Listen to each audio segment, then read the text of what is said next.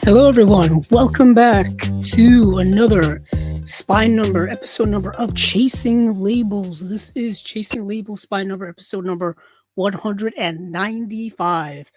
I'm here along with you on a Monday night in, I would say, mid-July, early mid-July, the 13th, here at 9 p.m. Eastern Standard Time. And we have another episode here. If you are not familiar with what we do here on Chasing Labels, not familiar with the Chasing Labels world, if you will, this is I would say, bi-weekly show. Yeah, it happens every 2 weeks. And basically, we go over many of the announcements in the world of boutique label home media, home entertainment, home video, if you want to call it that. It's not everything in the world of the boutique labels, but it is most of it. It's most of the heavy hitters.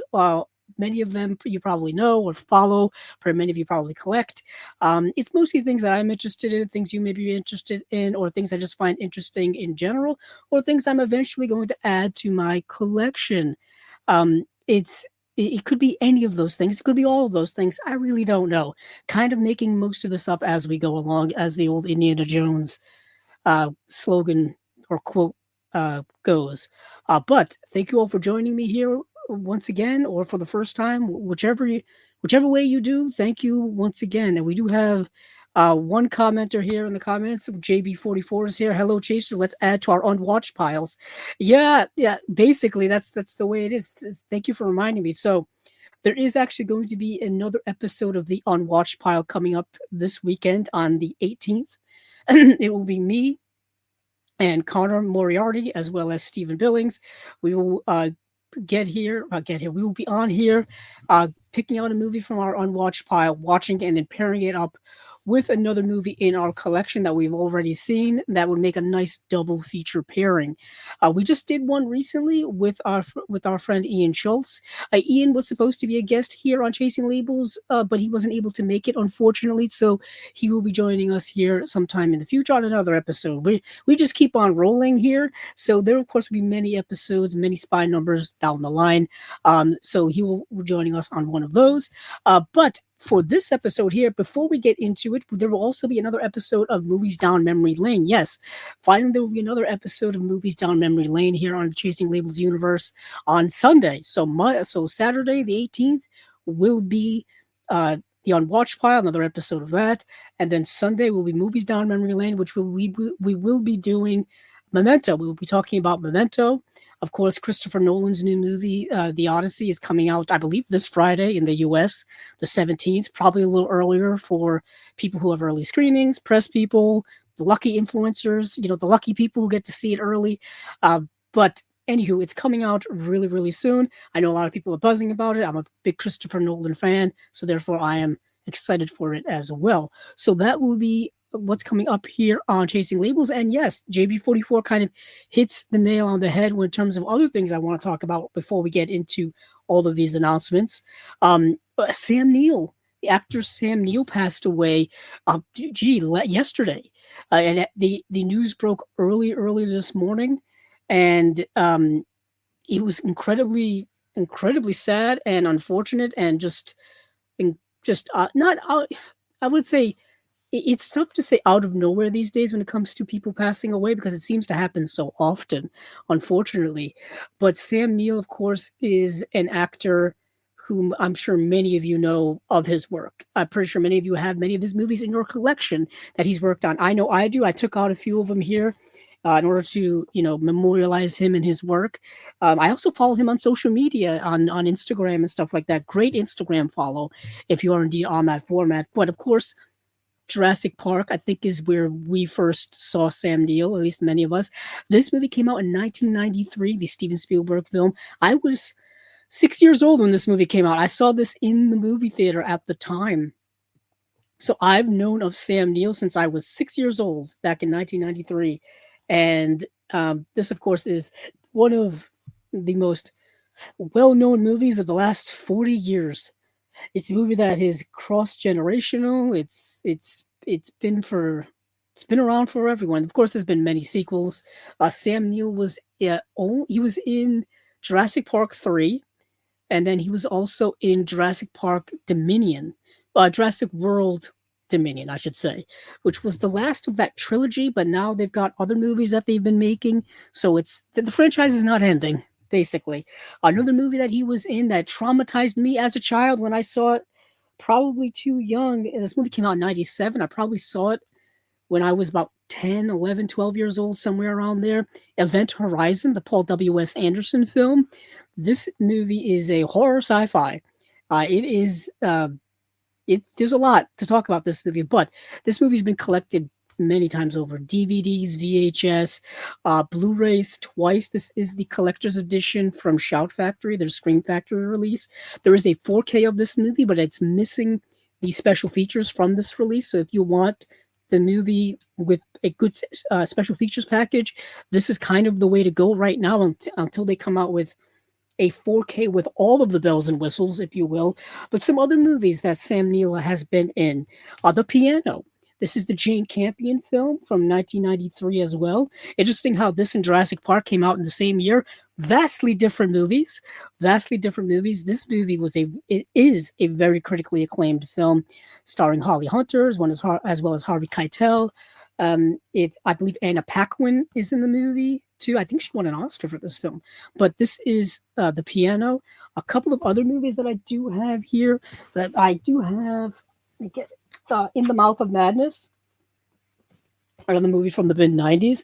This is John Carpenter's film from 1995. I'll say this over and over again. This is the best Stephen King adaptation that's not a Stephen King adaptation. It just feels like a Stephen King type of story, but just the madness, no pun intended, is dialed up to another level. This is the 4K UHD edition from Arrow that was just put out, goodness, recently, last year? I think last year. I always forget these things. I talk about them so much here on Chasing Labels that I always end up forgetting when these actually come out. Yeah, this came out last year. So that is In the Mouth of Madness. So there's so much more actually that Sam Neill has done. Oh goodness, on television work that he's done. There's also, he was in The Omen 3, which is called The Final Conflict. There is an Omen Scream Factory, Shout Factory set that I have that's in there. Oh, he was in The Hunt for the Wilder People, which is a Taika Waititi film. Hunt for the Wilder People is a movie that I reviewed here actually on the channel. It is on here. It's buried in the movie reviews that I used to do here. And it's one of the ones that got the most views, actually. I don't know what it was. I don't know if it's just because it was an indie film and not a lot of people watched at the time, so there weren't a lot of reviews for it as opposed to some big time blockbuster or whatever. But that movie review is one of the most viewed movie reviews I ever did here. He did multiple genres of films, as you can see here by just what I showed. He did everything from dramas to sci-fi to fantasy, everything.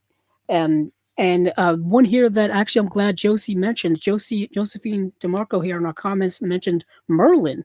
Yeah, he was in a movie called Merlin, which is of course based on fantasy. JB Movie School. I'm watching In the Mouth of Madness in the background right now. What a coincidence! What a coincidence! It's a great slip. He also said that's a great slip on Event Horizon. It is. Yeah, it really is. That's actually a really good slip cover. I don't know if this one came with a reversible. It's got the same on the inside. It does have a reversible sleeve. I may switch. I always forget to switch these. So that's the reversible sleeve with the original poster art, which I think is just as cool. You see the ship, I think the Event Horizon right here. That was the slipcover falling over. I'll switch this now, actually, while we're talking about Sam Neill. Yeah, I've always been a big fan. Every time he's shown up in a movie or TV show, I was like, oh, I know this person. He used to do also commercial work as well. Like I would see him doing commercial work in the 90s.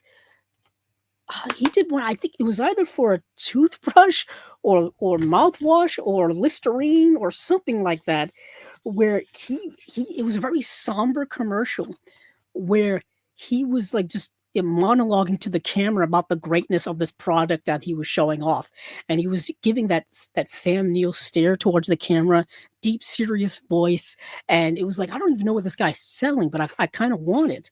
Um, it's yeah, he's what a loss. I know recently he had a battle with cancer, a blood cancer, and recently, as of I think this spring, he was declared cancer free. I know his family who announced his passing said that he was indeed cancer free. So whatever he passed from was not cancer, uh, which uh, which these things happen. And so, as someone who's had cancer themselves, the treatments for it um, create a lot of complications, a lot of health complications as a result of them. So you can pass away from a health complication due to the treatment you got to treat cancer. I mean, we've seen things happen like that all the time. I mean, especially when it's terms of exposure to chemical medications like chemotherapy, radiation treatments, stuff like that that's been around for years. A long time exposure to those things and long time effects to those things can lead to other health complications later on.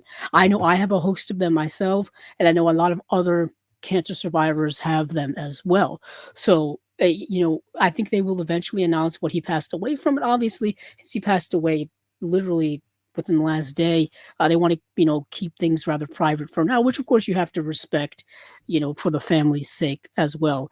JB44 mentions another movie that I actually need to get called Dead Calm. Dead Calm is a super underrated, like 90s tight thriller that all takes place on a boat. It's him, Billy Zane. Oh, I forgot who the actress is in that film, but it's essentially a remake of Roman Polanski's Knife on the Water, and it's really good. There's a Blu-ray available for it. I said 90s. It came out in 1989. I think that's Nicole Kidman. Yeah, so it's Nicole Kidman, Sam Neill, and Billy Zane all on a boat, and it's this really tight, like, psychological thriller, if you will.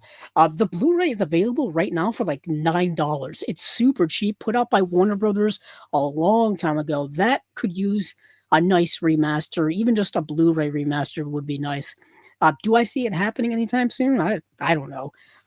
Like I said, the Blu-ray is quite there. Um, JB44 also mentions, I believe JB44, you've mentioned this before. He's a cancer survivor as well, and he also mentions several medical issues that he has. I have neuropathy in my feet and other issues, syndrome and stuff. Yeah, I've got a host. I got a lot. It's a lot of things. Um, and they grow over time. Like, they change over time. I've talked to many of doctors and specialists basically saying that, when it comes to the treatments for cancer, radiation, stuff like that, things can pop up over time. Basically, they don't really know. It really depends on a case by case basis. So those of you who are chronically ill, you are not alone in dealing with all of those things, dealing with all of the medical issues and whatnot. But another passing, I know, not moving on from Sam Neill, another passing that was incredibly sad over the last 2 weeks or so was Tony Raines. Tony Raines, who's a name I've mentioned so many times here on Chasing Labels over the last 5.5 years, or 5 years really, that we've been doing this, because it hasn't been quite the halfway mark. I think our first episode was March of 2021, so it's been 5 years and 3 months, if anybody's keeping track. But Tony Raines, who was a film scholar, historian, author, he wrote about film in many publications. He wrote books. A lot of one big publication he wrote for was Sight and Sound magazine, and also he wrote several books around certain subjects. Typically, his expertise was in East Asian cinema. So you've seen him pop up on many releases dealing with those movies over time. I mean, I was just looking at a list of DVD commentaries he did, and so many of them actually pop up on Criterion releases. But he, of course, worked with so many other labels. He worked. His special features would pop up on Eureka, on Arrow, Radiance.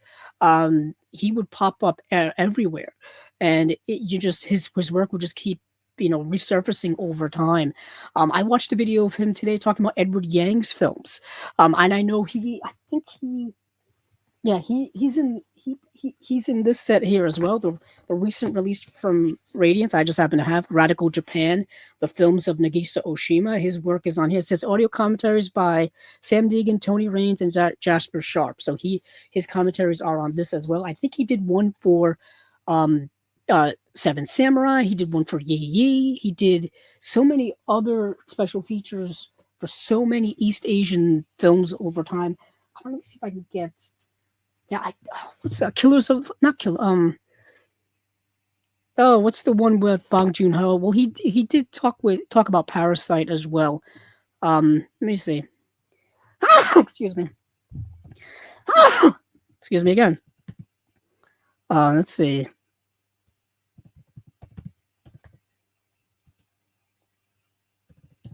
Memories of Murder. That's what it is. I couldn't pick it up. Memories of Murder. His name is on that release from Criterion. Like I said, Seven Samurai. So many other East Asian films. Even in the Shaw Brothers box sets that have been released through Arrow. I know his name's popped up in those. The Eureka releases, everything from Golden Harvest to Shaw Brothers to the Hong Kong cinema of the 80s that we've talked about, the Golden Princess releases we've been getting. His name's popped up there. He's been everywhere, all over these releases. So truly a incredible loss to the cinema world, to the cinephile world, to movie collecting world, to just movie world in general. The late great Tony Raines. So many, just yeah, like I said, so many, too many to enter here. And if anybody can find a good database to where all of his work is, please let me know. I found his Wikipedia page, but those are always incomplete. Those didn't have everything that he's worked on, just most of the stuff he did with Criterion. But needless to say, let's get into what we get into here on Chasing Labels. Let's talk about the releases, and I do want to start kind of where we left off last time. Our last episode or spy number 194 was the episode we had with our good friend Rachel Belwar, which almost broke the record for longest episode for Chasing Labels. And literally the next day, there was already the Vinegar Syndrome and partner label announcements. So that is where I think I will start. Might as well start chronologically. Typically, I save these for the last part of an episode here for Chasing Labels, but I thought I would switch it up since I happen to have the energy to talk about all of these now, as opposed to 3 hours from now, where I may not have the energy to do so. So recently, Vinegar Syndrome had their halfway to Black Friday sale. They had it over, oh goodness, over the weekend. And they had announced a bunch of stuff that they were coming out with, like all their mystery titles were all revealed. And then also after that, in the first week of July, they had basically another sale going on where they were announcing like a couple of new titles every day and all kinds of stuff. So just to pare all of that down, we'll start with the Vinegar Syndrome proper first, and then we'll go to the partner labels. And there are quite a lot of them, so please bear with me. I didn't get to see everything. I saw most of these, so we'll get into the ones I did see. So first up here, they're from their VSU line, their Vinegar Syndrome Ultra line. We have I'm Gonna Get You Sucker, which is oh goodness, it's a blaxploitation film, or it's a blaxploitation homage film. Then we have the movie Body Snatchers, which is being put out in 4K by Vinegar Syndrome proper, so from their main line. And then we also have Night School, which is a 4K release. We have Lady in White, which is a 4K release, and we have Faces of Death 2.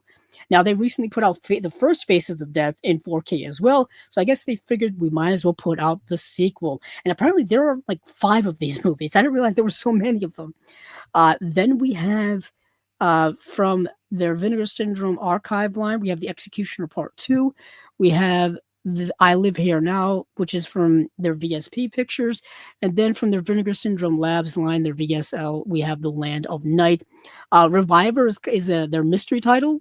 So it's a title that you don't really know it until you get it, which is it's a bit of a gamble from them. But I know a lot of people are Vinegar Syndrome purists, and they buy everything from them, so they'll take a flyer on that.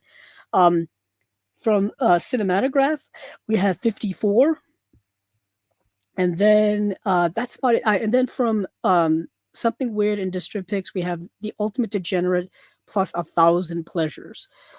But starting off here, we're going to start with I'm Gonna Get You Sucker. I've known about this movie for a very long time. I used to see this movie all the time when it came to DVD hunting, movie hunting. This would always be on DVD at various stores. It would be in like the indie section, uh, comedy section, if you will, because it really is like an action comedy satire exploitate of black exploitation. So let's see. So when his brother Junebug winds up dead under mysterious jewelry-related circumstances, Army Sergeant Jack Spade returns to his city to find out what really happened. Finding his family harassed by the flunkies for the local crime lord, Mr. Big, Jack turns to the legendary neighborhood hero of his youth, John Slade, for help in avenging his brother. It's going to take more than one local hero to get the neighborhood cleaned up, but luckily Slade's old old ass kicking pals, Hammer, Slammer, Fly Guy, and Kung Fu, Joe are all eager to help. That is, if Jack could stop his mama from doing the fighting for him. Yeah, this movie is.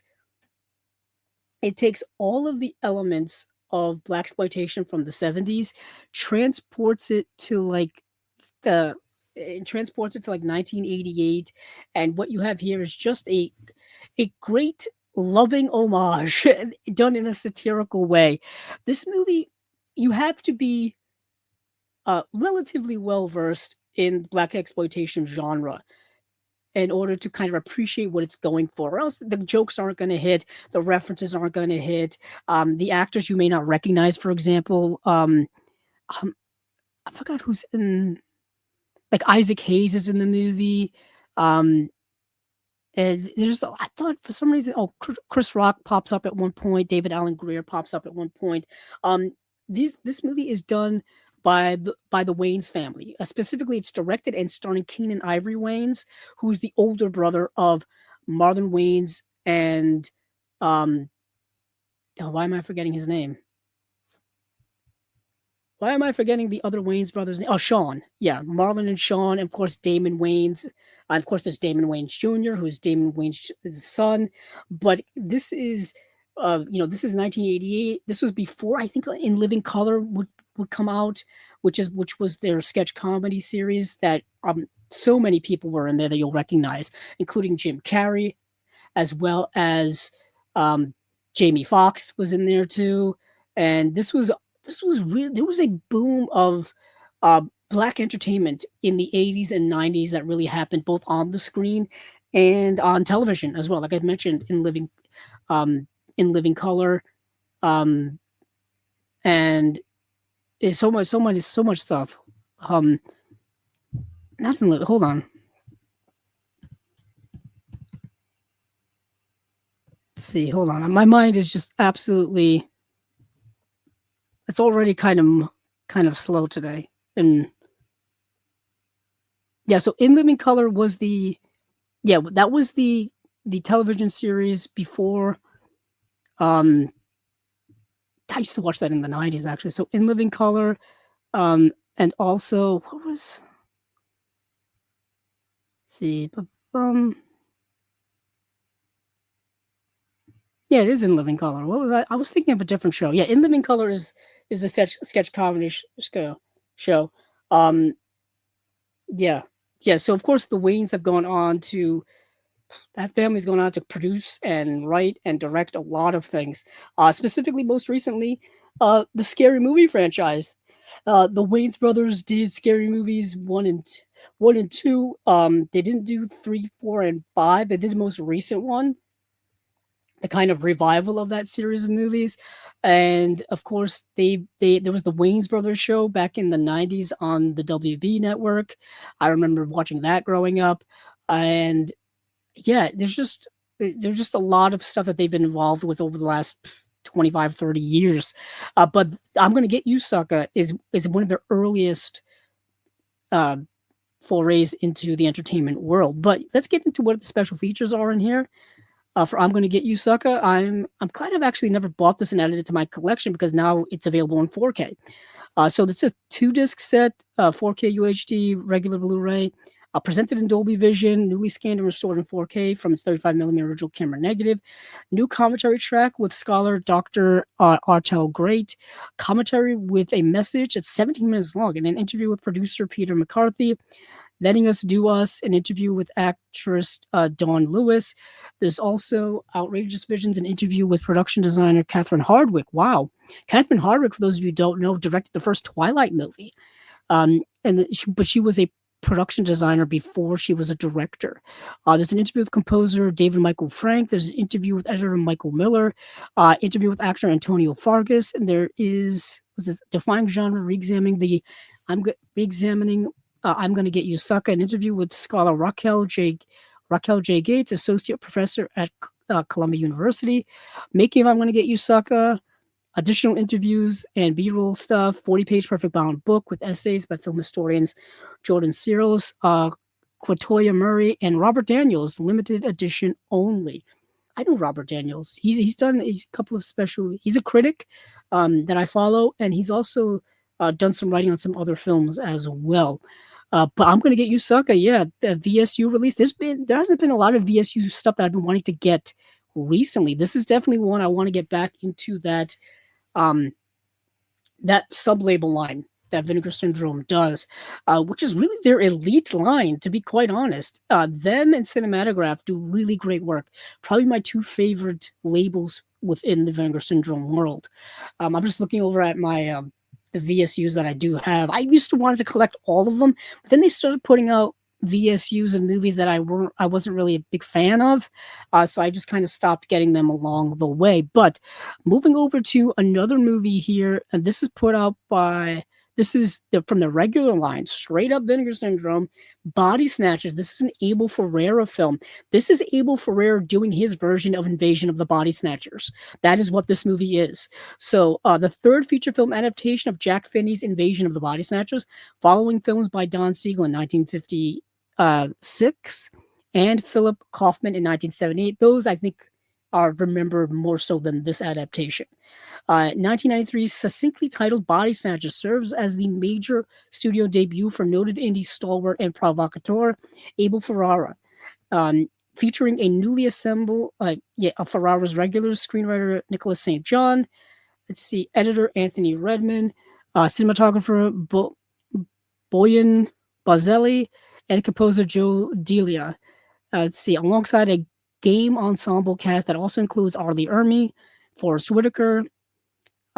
It says Body Snatchers is a bold adaptation of an iconic story devised for a Gen X audience. Vinegar Syndrome is proud to present Abel Ferrara's oft overlooked sci-fi thriller in a new 4K restoration, accompanied by the new interviews with the crew, including Ferrara himself. That's really awesome to see. This movie is kind of all set on an army base, and the alien body snatching is happening kind of all focused on from a military perspective, which is rather interesting because we really didn't quite see that in the other adaptations. What we saw in the other adaptations was what would take place in a civilian set, from a people set, like in small towns, family members being body snatched and all this kind of stuff. This is like, what happens if the aliens start doing it with the military, and the military now have access to soldiers and military weaponry and things like that. A nice little interesting take on that. But this movie, this edition here, is 2 discs. It's a 4K in Dolby Vision with high dynamic range. Newly scanned and restored in 4K from its 35mm original camera negative. New commentary track with author and critic Alexandra Heller Nicholas. That's always cool. Who Are the Good Guys? An interview with director Abel Ferrara. The First Cut Is Mine. An interview with editor Anthony Redman. Adults in the Room. An interview with second unit director Phil Nielsen. And then The Brass Ring. An interview with composer Joe Delia. And then a 40-page perfect bound book with essays by film historians Elena Lazick, Willow Catlin McClay, and Glenn Kenny. So this is an interesting addition, in my opinion. If you're a big fan of Abel Ferrara, you've been trying to get all of his work, because a bunch of his stuff has been getting new releases lately, like so much of his work. Several of them through here on Vinegar Syndrome, which I find to be fascinating. And I know his work's been spread around from Oh goodness, from different labels that we've talked about here, like Miss 44 got a release from Arrow, um, and I his vampire film from the 90s, with yeah, his vampire film from the 90s, completely blanking on it, actually was released through Arrow as well. A lot of Abel Ferrara's been released through Arrow, some here through Vinegar Syndrome. So his work's been getting re-released a lot lately. So if you've been grabbing these up, chances are you're gonna want to buy this one as well. Um, an interesting provocateur of a director. That's a good way to say it. His work is not for everyone, and sometimes his work is rather different, and sometimes it can be rather eclectic. Like Miss 44, Miss 45 is an interesting rape revenge film. And like you said, you have this kind of black and white neo noir vampire film that he did in the 90s. And then you get, I want to say he also did King of New York as well. Let me see. That's a movie I've been wanting to get so badly over the last few years. There's an Arrow 4K of that, and there's a Arrow, and then there's a Lionsgate Limited Steelbook 4K of it as well. That's the movie starring Christopher Walken, as well as David Caruso, as well as Lawrence Fishburne, from 1990, King of New York. If you haven't seen this movie yet, check it out. It's really really good. Um, yeah, so let's move on from Body Snatchers over to what I've seen next, and this is Night School. Movie not I remember seeing this movie out on Blu-ray for the longest time, and I saw it everywhere. And it's a slasher film directed by Ken Hughes. Uh, Ken Hughes also directed Chitty Chitty Bang Bang, the beloved musical starring Dick Van Dyke. This movie is not that. This movie is quite the opposite of that. In Boston, a young female teacher's aide is found decapitated in the playground, her head discarded in a nearby bucket, bearing striking similarities to a murder that took place the week before. Harvard educated Lieutenant Judd Austin is brought into the case, who quickly establishes that the latest victim has been enrolled in evening classes at Wendell College, a local girls' school. As suspicions fall on anthropology professor Victor Millet, whose extracurricular liaisons with his students are well known, the black motorcycle helmet wearing Gurkha blade wielding killer strikes again and again, each time decapitating a young woman connected with the school and disposing of the head in various places. So what we have here is a good old fashioned 1981 slasher film. This time, in typical slasher or 80s slasher fashion, the victims are all women, and this happens to be women in all girls college, and all of the murders are kind of exactly the same, or they're all similar. So you have this detective who's hot on the case, and you've seen these types of movies before. Chances are, if you've seen other slashers, so nothing really breaking the mold here. I just find it incredibly interesting that the director of both the original Casino Royale and Chitty Chitty Bang Bang directed an '80s slasher film for um, for special features, it's a 2-disc set, 4K, Blu-ray, Dolby Vision high dynamic range, newly scanned and restored in 4K from its 35mm original camera negative. There's a new commentary track with the associate producer, stuntman, and film historian Brian Thomas Norton. A new commentary track with director of photography Mark Irwin and film historian Brian Thomas Norton.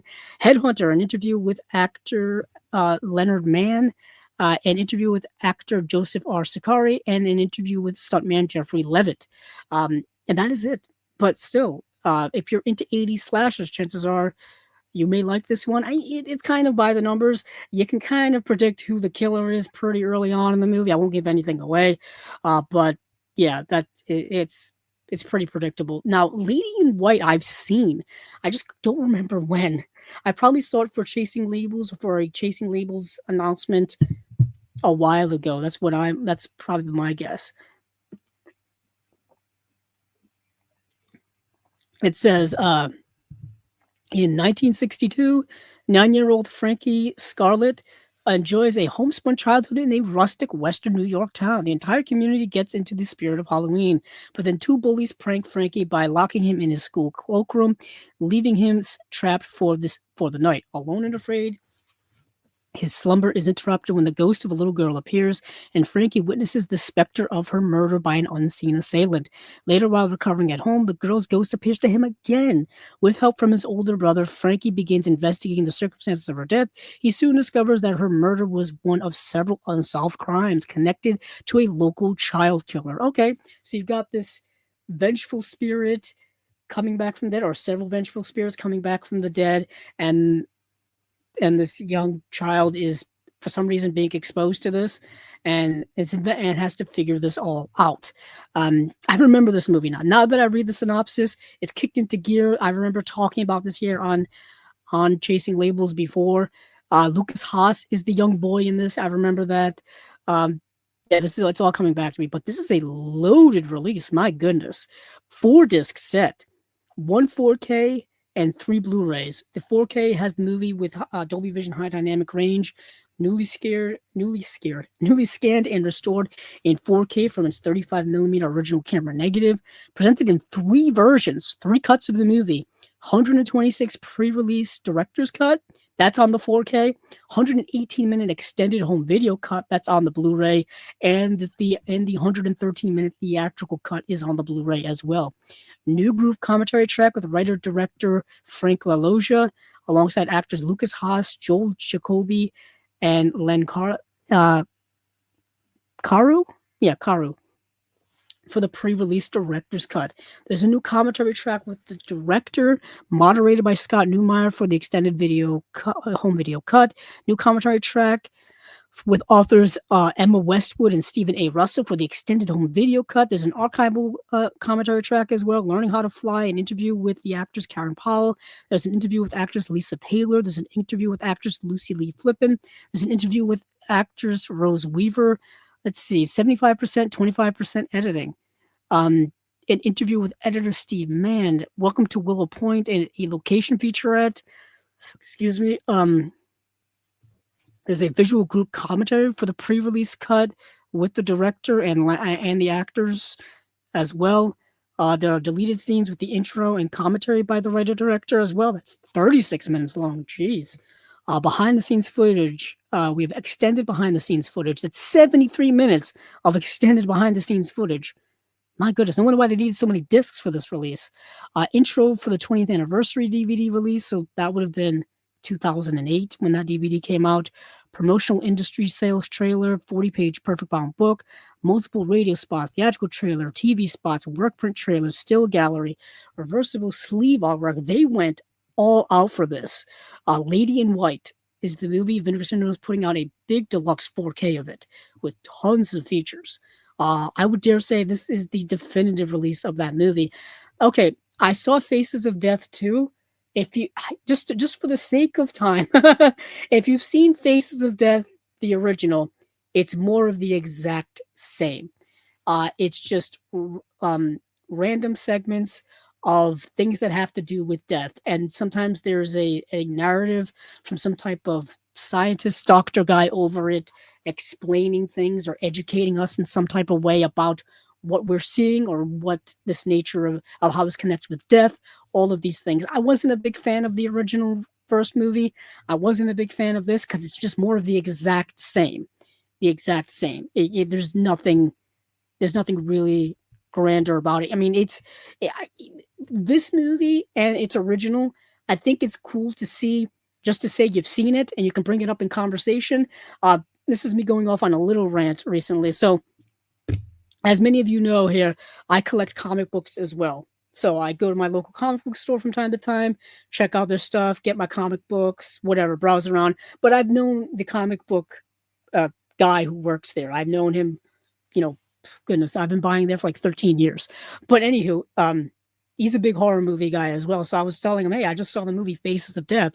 Vinegar Syndrome's putting out a 4K. And like, I asked him, hey, have you seen it? He's like, oh yeah, I have. I've seen it many times. And it's like, yeah, because people who are in the horror fandom have seen Faces of Death many times. They've seen Faces of Death 2 and then the sequels and whatnot. So it's kind of one of those things where like, it's cool as a conversation starter with somebody. It's not something I would buy and watch repeatedly. But It's a thing. It's a thing. It's an interesting experiment of a movie, and I guess its sequel is just more of the same.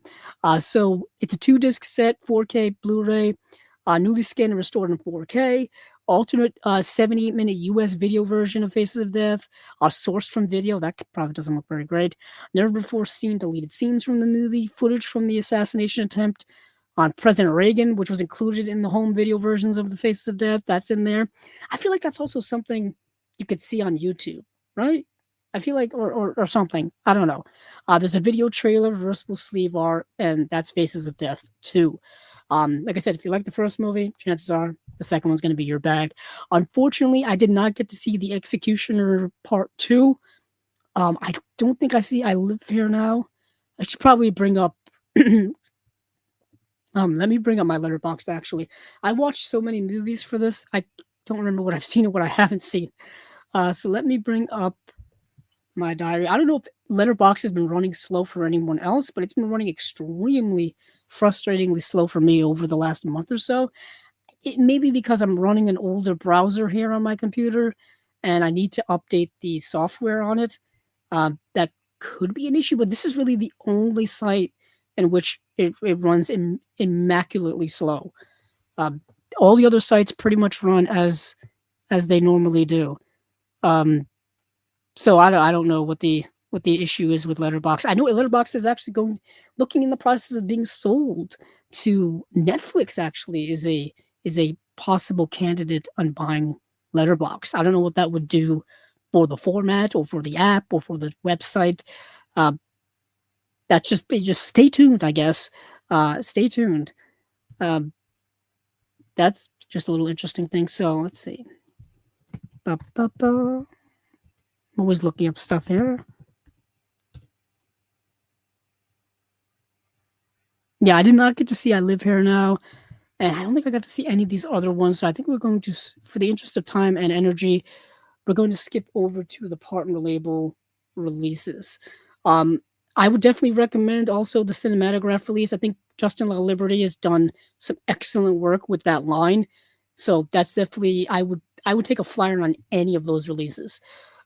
But over here on the partner label stuff, let's just run all these down and then we'll get into some of these that I would recommend, some of these that I did get to see, and all the details and stuff like that. So, excuse me, let me take a drink here before we dive in. So, from Darkstar, we have Positions. And from Shudder, we have Abraham's Boys, A Dracula Story. From Watermelon Pictures, we have All That's Left of You. From Circle Collective, An American Affair. From Delirium Home Video, we have Barbed Wire Dolls. From ETR Media, we have Boutique, To Preserve and Collect. I tried to find that movie to watch. It's not available to stream anywhere at all. From Muscle, we have Castration Movie Anthology 2, The Best of Both Worlds. Well, I guess. And then from Dark Sky, we have Citizen Sleuth. From Film Movement, we have Dead Pigs. From Dark Star, we have Death Cycle. From Shudder, we have Demon Disorder. From IFC Films, we have Descendant. From Club Super 8, we have Fantasy of the Deer Warrior. From Saturn's Core, Flesh Eaters from Outer Space. From Decanologue, we have The Frontier. From Icarus Films, we have Good Manners. From Connie, The House of 72 Tenants. From Delirium Home Video, we have Island of the Fishmen. From Film Movement, we have Jailbreak. From Bizarro, we have The Mad Monkey / Twisted Obsession. That stars Jeff Goldblum, and I actually did get to see that. This is a pre Jurassic Park Jeff Goldblum, but post The Fly Jeff Goldblum as well. Interesting movie. From Utopia, we have Mermaid. From 1-2 Special, we have Mirrors, number 3. From Club Super 8, My Trouble with Comics. From Film Movement, we have Peaches Goes Bananas. From VHS Hit Fest, we have Radio Free Steve. Let's see. From Several Futures, we have The Razor's Edge. I tried to find that to watch. Not available to watch anywhere. Anytime you Google that movie, you either get the one from the 40s or the one from the 80s with the same title, starring the one from the 80s starring Bill Murray.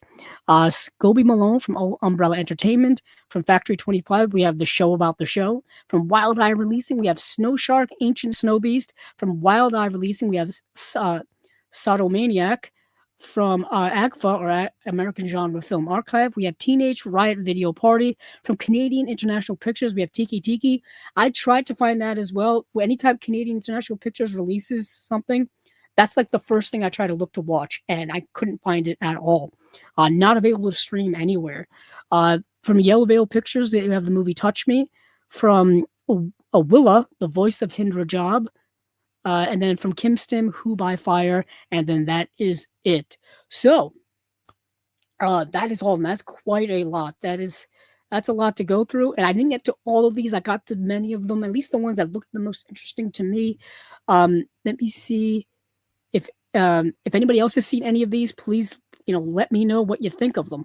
But I guess I'll be working in reverse order, like I like to do, starting here at the bottom and working my way back. The last movie I saw in preparation for Chasing Labels this week, which was the 27th movie I watched, and I kind of saved this one for last because I knew how traumatic it would be. I knew how heavy it would be. I knew, as somebody who has a lot of empathy, how it would affect me. And that is the movie The Voice of Hind Rajab. This movie was nominated for Best International Feature last year.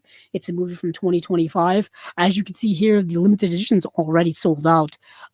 This movie was nominated for so many awards from so many award shows, film festivals, etc., etc. It was on many people's best of year lists from last year, and it's hard to describe this movie without people experiencing it for themselves, because it is something that is it's a how do I say this? It's a there is a movie reenactment of the real life situation that went on, but it takes elements from the real life event and incorporates it within the narrative. For example, the actors in the movie are people who they're actors, right? But the voice of the young girl in this is the actual voice of the young girl in it, in real life, which makes it that more harrowing, that more traumatic, that more just unspeakable horror, really. Let me see how they synopsisize this, because I'm not doing a good job of it. So, January 29th, 2024, Red Crescent volunteers receive an emergency call. A 5-year-old girl is trapped in a car under fire in Gaza. Pleading for rescue while trying to keep her on the line, they do everything they can to get an ambulance to her. Her name was Hind Rajab. So many of you probably are aware of this event, are aware of this story. It was in the news a lot throughout 2024, 2025, all the way up to this day. Of course, many of you who are aware of international politics, aware of politics in the Middle East. I mean, if you've been alive in the United States for the last 25 years, chances are you're aware of the complications of the political climate within the Middle East. I mean, the United States, specifically if you're from the United States, needless to say, September 11th happened when I was in the 8th grade. So people even, my age, slightly younger, grew up with the politics of the Middle East being in the public zeitgeist in some way. This specifically here is dealing with the conflict, the never-ending conflict between Israel and Palestine that's been going on decades upon decades now. And of course, a lot of it has been in the news recently, including this tragic, horrific death of this young 5-year-old girl. And this movie will, if you're an empath, if you have empathy, if you have a heart, this movie will absolutely destroy you. It's not so much a movie as it is a historical testimony of the harshness of the world that we live in. You know what I mean? It's really just a harrowing movie. Truly extraordinary. Truly extraordinary. It is available to stream in various places. It's available to stream on Hulu. Shockingly, Hulu for some reason has it with ads, which this is not the movie where you attach ads to. Like, if you're watching this movie about this horrific event, then all of a sudden an ad pops up for like laundry detergent. Not the best time. Not the best time. But anywho, It is available to stream on Hulu if you do indeed have Hulu, as well as be able to rent and stream in other places. But for special features here, um, we have Region A Blu-ray, uh, The Voice of Hinrajah panel at the UN headquarters in New York, interview with Christian Amanpour and Kawthar Ben Handia on CNN, interview with Democracy Now! There's a Q&A with Jonathan Glazer, Kawthar Ben Hania, Montez Malhiz, and Nadim Chakruha. Michael Moore and Kawthar Ben Hania at a Q&A, Jane Campion and Kawthar Ben Hania Q&A there. Shanak Sen and Katuar Ben Hani Q&A. Many actors and actresses put their names on this movie as executive producers. Like I believe Joaquin Phoenix, Anne Hathaway. Was it Anne? I'm gonna look this up. While I have you guys here, I might as well do it right? Let's see. And I know they put their name on it after the movie was made. I feel like a lot of celebrities, actors and actresses, and other producers, directors do that to, if they lend their name to a specific film, it gives the movie more notoriety. It gives the film a better chance to be exhibited in film festivals, more critics to watch it. Maybe it'll get the attention of certain distributors who want a bid to buy the movie for distribution. Certainly doesn't help. Certainly can't hurt when it comes to award season type buzz and whatnot. You've seen that happen with a lot of actors and actresses and producers and directors. Let me check the credits for this. Let's see. Here are the producers. I'm over on IMDb. So Alfonso Cuarón was a producer.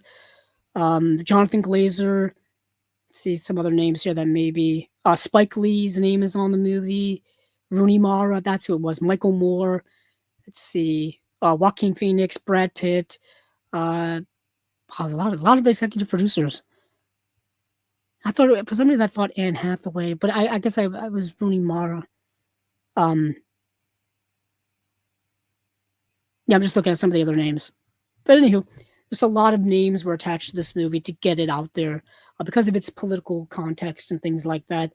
And then to be quite honest, which we don't get into a lot of politics here on Chasing Labels because we're here to really talk about the movies, right? We're really here to talk about the movies, and obviously movies are political. Let's be real about that. But from a humanity perspective, I think this movie is incredibly important. Just from a human perspective, just analyzing the event as an event without the political context is important in and of itself. I mean, obviously, if you want to get into the political things behind it and all that kind of stuff, you certainly can. But just at its base level of just a human perspective is quite astonishing. But yeah, that's this movie. Let's move on to hopefully something a little more less heavy. Yeah, this movie just knocked me completely out. So let's move on to what else did I see here? Let's see. So I didn't get to see, like I said, I didn't get to see Tiki Tiki. I didn't get to see the ACFA release, although this looked like kind of an anthology type of thing. Wild Eye I didn't get to see. Actually, there's 2 Wild Eyes. Wow. I didn't get to see a lot of these down here. And like I said, there was so much to watch. So I want to see Peaches Goes Bananas because I believe this is about Peaches. Let's see. Just want to quickly, for 17 years, director Mary Lozier has followed the trailblazing, provocative, and taboo-shattering career of artist and musician Peaches from her early life and her ascent towards becoming a queer feminist icon. Her story is one that has defied expectations and exemplified fearless exploration and rebellion. Yeah, I wanted to see it. It's relatively short at 73 minutes. There's an interview with the director, and then I believe there's an essay in the booklet, and that's about it. I was hoping that it was streaming somewhere, and it wasn't. Let's see. So what else did I get to see? Oh, here, you know what? We'll talk about The Mad Monkey, or Twisted Obsession, as the alternate title goes. So that Jeff Goldblum, he's getting into some twisted, obsessive relationships here. So, American screenwriter Dan Gillis, portrayed by Jeff Goldblum, based in Paris and reeling from a recent separation, receives a commission from producer Julian Legrand. In collaboration with ambitious young director Malcolm Green, who's portrayed by Dexter Fletcher. Dexter Fletcher was in Guy Ritchie's work. He was in like early Guy Ritchie's work, but Dexter Fletcher is also a director. Dexter Fletcher directed the movie Rocket Man, the biopic about Elton John starring Taron Egerton, which was excellent. That movie is so good. More people need to watch and appreciate how great that movie is. Uh, uh, Moving along here, but as Dan becomes entangled with Malcolm's sister, uh, Jenny, his agent Marilyn, and the project's bizarre erotic screenplay, his life unravels in a web of manipulation, incestuous secrets, and dangerous deception. So what happens here is you have Jeff Goldblum, who is a screenwriter, and he gets roped into doing this movie from this young experimental director who makes these very weird movies. And he wants Jeff Goldblum to write his next movie. And Jeff Goldblum is initially hesitant about it. He kind of backs out, but then once he sees the director's younger sister, he becomes infatuated by her to the point where he's like, I got to work on this movie now. They strike up a relationship. It becomes incredibly toxically obsessive, and psychological stuff starts happening between the two, and then the director involved in there somehow. It's like I said, it's a twisted obsession type of movie, an erotic film, if you will, with Jeff Goldblum as well in there. So let's see. For special features, 2K restoration from the original camera negative, original English soundtrack with optional newly translated English subtitles, To Dream So As to Film, new in-depth interview with the director Fernando Truba, a fantastic anomaly, new interview with Sitges Film Festival director Angela Sala, Dreaming About the Mad Monkey, archival behind the scenes featuring Fernando Truba, Jeff Goldblum, Miranda Richardson, Dexter Fletcher, and Lisa Walker. 16-page book featuring essay by film historian Kat Ellinger. Okay, that's pretty cool. And it looks like there's plenty of limited edition slipcovers available for this one. That is the movie The Mad Monkey / Twisted Obsession. Twisted Obsession is such a better title. I think I saw the movie Jailbreak. See.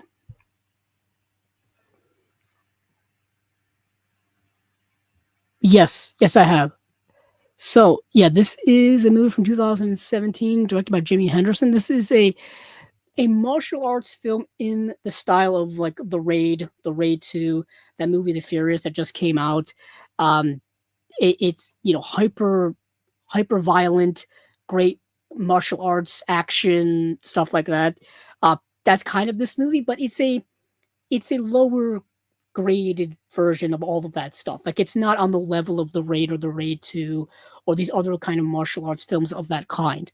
But let's see. A ragtag team of 4 tough-as-nails cops are tasked with escorting the notorious gangster Playboy to prison. When he is revealed to be a stool pigeon, the real mob boss, Madam Butterfly, puts a price on Playboy's head. This incites a swarm of hardened inmates to riot across the never-ending maze of cell blocks in pursuit of the bounty. Trapped in the fray with their sleazy charge in tow, the officers must fight their way through a relentless gauntlet of violence, armed only with their wits and lethal hand-to-hand combat skills. Basically, exactly what I just described. The movie is like 90 minutes long. It's tight. It's fun. Cool action. Not really much else going for it. Let's see. There's for special features, there's bloopers, deleted scenes, and making of the original soundtrack, music video, production diary. There's a booklet with new writing by Pierce Conran, and that's it. That's the movie Jailbreak from Film Movement. Let's see. What else did I get to see here? Nothing there. I saw The Frontier by Decalog. This is an interesting, kind of tight, I would say thriller. Not really a thriller. It's because it's not really thrilling. It's kind of flat. That's kind of the main issue I have with it. But for special features, but for synopsis here, we have Lane, thought the middle of the desert would be the perfect place to disappear. Broke, bruised, and on the run, she finds shelter at the frontier of a forgotten roadside motel at the edge of nowhere. But when she takes a job from its guarded owner and meets the strange mix of guests drifting through, Lane begins to suspect she's stumbled into the middle of a dangerous scheme. A bag of stolen money is about to change hands, and if she plays it wrong, she might not live to disappear again. So she's wrong place at the wrong time. She's on the run. She's run away from a situation that we learn about in the movie. She ends up at this motel, the like hotel bed breakfast place in the middle of nowhere. It's essentially the Bates Motel, but with a restaurant diner attached to it. That's basically what it is. It's called the Frontier. A bunch of these people who were just involved in an armed robbery happen to all be meeting there for a money drop off because they had to get the money cleaned. And she decides she's going to get involved in there and try to get the money for herself. Not the best of ideas. It's a fine movie. Like I said, it's fine. Jim Beaver is in the movie, who I think is the best actor in the film, and Kelly Lynch is in the film as well. But I don't think anyone else is truly recognizable for the most part. It's fine. The movie's fine. It's an audio commentary here with the writer and director Oren Shea and co-writers Webb Wilcoxon, moderated by Eric Kane from 2016. Interviews with the actors Jocelyn Donahue, AJ Bowen, and Jim Beaver. 8mm behind-the-scenes footage by Elric Kane. Interview with composer Al Heinwin. Let's see. Interview with cinematographer Jake Keitel. Interview with screenwriter Webb Wilcoxon. Discussion between director Oren Shai and producer Donna Lustig. Condemned Oren Shai's 2009 short film, The Existential Motel Essay by David N. Meyer. So that is The Frontier, which is already down to standard editions. Well, it has been 12 days. That makes a lot of sense, as some of these still don't have the limited editions in stock. Let's see. So Demon Disorder and Descendant are available to stream. I didn't get to see those. Dead Pigs I did get to see. So I wanted to watch this for a specific reason. This is I believe, the feature directorial debut for Kathy Yan. Kathy Yan, who directed the Birds of Prey movie that came out in 2020. This is the movie that she directed in 2018. This movie stars Zazie Beetz, Mason Lee, Meg Lee, Vivian Wu. Let's see. The fates of an unlucky pig farmer, a feisty homeowner defending her property, a love-struck busboy, a disenchanted rich girl, and an American expat pursuing the Chinese dream converge and collide as thousands of dead pigs are found floating down the Huangpu River towards a modernizing Shanghai in Kathy Yan's debut feature. Yeah, she directed Birds of Prey. As you probably already know, many of you just heard, big comic book fan. I watch all the comic book movies, obviously. And of course, I watched Birds of Prey actually twice in theaters. I liked the movie that much. But getting to see, a director's previous work after seeing the one a work they had done that you're well aware of is an interesting kind of test there, if you will, just to see what things did they take from this movie, transporting it over to the movie that you know of. Like, could you see any parallels there? Do you see any parallels in directing styles, in aesthetics, in editing and pacing and stuff like that? This movie, different type of movie. It's kind of a tapestry of storylines of characters all meshing into one, which you do get a little bit of in Birds of Prey. A little bit of. You have Harley Quinn's story. You have the story of the other characters as well, and you have all of them kind of coming together, if you will. So there is a bit of a parallel when it comes to story-wise, now that I think about it. But for this release here, there are, unfortunately, not much in the way of special features. You have commentary with director Kathy Yan, and then behind-the-scenes footage, and a booklet with an essay by writer Ella Kemp, and that is it. This is from Film Movement. This is the movie Dead Pigs. It's available to stream as well, I believe. Let's see. So Citizen Sleuth, I got to see. This is a documentary about a true crime podcaster. So true crime has become a really big thing. True crime podcasting has become a really big thing. And this is about kind of about the processes behind the way in which this person specifically goes about constructing her true crime podcast. If you're into the show Only Murders in the Building with Martin Short, Steve Martin, um, you'll appreciate this a lot more, I guess. If you're a fan of true crime podcasts, you're probably gonna appreciate this one as well. So, Citizen Sleuth follows a true crime investigator led by Emily Nestor and her hit podcast, Mile Marker 181, as she delves into a mysterious death. As her audience grows into millions, Emily's search leads her to uncover a new truth. The film chronicles the rise and fall of an Appalachian podcaster in the age of new media. This came out in 2025, so it's relatively recent. And for special features, just an audio commentary with the director Chris Kasich and editor Jeff Gilbert. That is it. Not much. Not much. It's fine. It really all depends on how interested you are in the whole true crime podcasting thing. Uh, and essentially your mileage may vary. So ETR Media release, like I said, I wanted to watch because I'm just fascinated with documentaries about collecting, whether it's comic books, video games, movies, obviously. I'm just fascinated with the way in which people go about collecting and their passion behind it.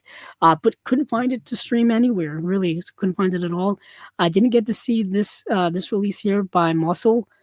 Let's see. Up here, really wanted to watch um I really wanted to watch All That's Left of You, because All That's Left of You is another, I believe, Palestinian film that was critically acclaimed when it came out. But I did not get a chance to see it. It's also, I think, 2 hours and 20 some odd minutes long. So obviously dedicating a lot of time to that, uh, it's not fortuitous when you're trying to watch so many movies to prepare for this. I did get to see An American Affair, though, put out by Circle Collective here. Let's see, there are a few limited editions left of this, but this is an interesting movie. It's a period piece. See, a Cuban Missile Crisis era, in Cuban Missile Crisis era Washington, so 1962, 63-ish, a 13-year-old boy's infatuation with a mysterious female neighbor sets the stage for love, loss, intrigue, and the assassination of a president. This is very ambiguous, very ambiguous. So this movie stars Gretchen Mol. Gretchen Mol is an actress whom I think is rather underrated, and who is an actress that I've been a big fan of ever since she was on the HBO series Boardwalk Empire, the show that is set during 1920s Prohibition. Steve Buscemi's in that show. Michael Pitt was in that show. And it's a show that was executively produced by Martin Scorsese. I think he directed the pilot as well. But Boardwalk Empire went for 5 seasons, 4 or 5 seasons. And I've always been a big fan of it. And she was great in it. She was also in a Betty Page biopic, The Notorious Betty Page. I think that's actually the title of the movie, The Notorious Betty Page, who was the pinup girl of a time, I believe. Yeah, of the 1950s. The life of Betty Page, a 1950s pinup model and one of the first sex icons in America, who became the target of a Senate investigation because of her risque bondage photos. So Gretchen Mol played Betty Page. This movie came out in 2005. I think it was Mary Harron. Mary Harron directed this. Mary Harron, of course, directed American Psycho as well. Yeah, I've always liked the writers. I've always liked Mary Harron. The writers for the screenplay were Mary Harron and Guinevere Turner. The Notorious Betty Page. That movie could use a nice new Blu-ray release if any partner label wants to do it or somebody.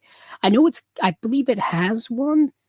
Actually, let me look that up while I'm just spitting off game here. The Notorious Betty Page. Maybe it doesn't. I'm looking and I'm not seeing anything. No. Let's see. It doesn't have any. It doesn't have one in the US. And I don't think it's got one. Yeah, nothing. Yeah, it's got a DVD release from 2006.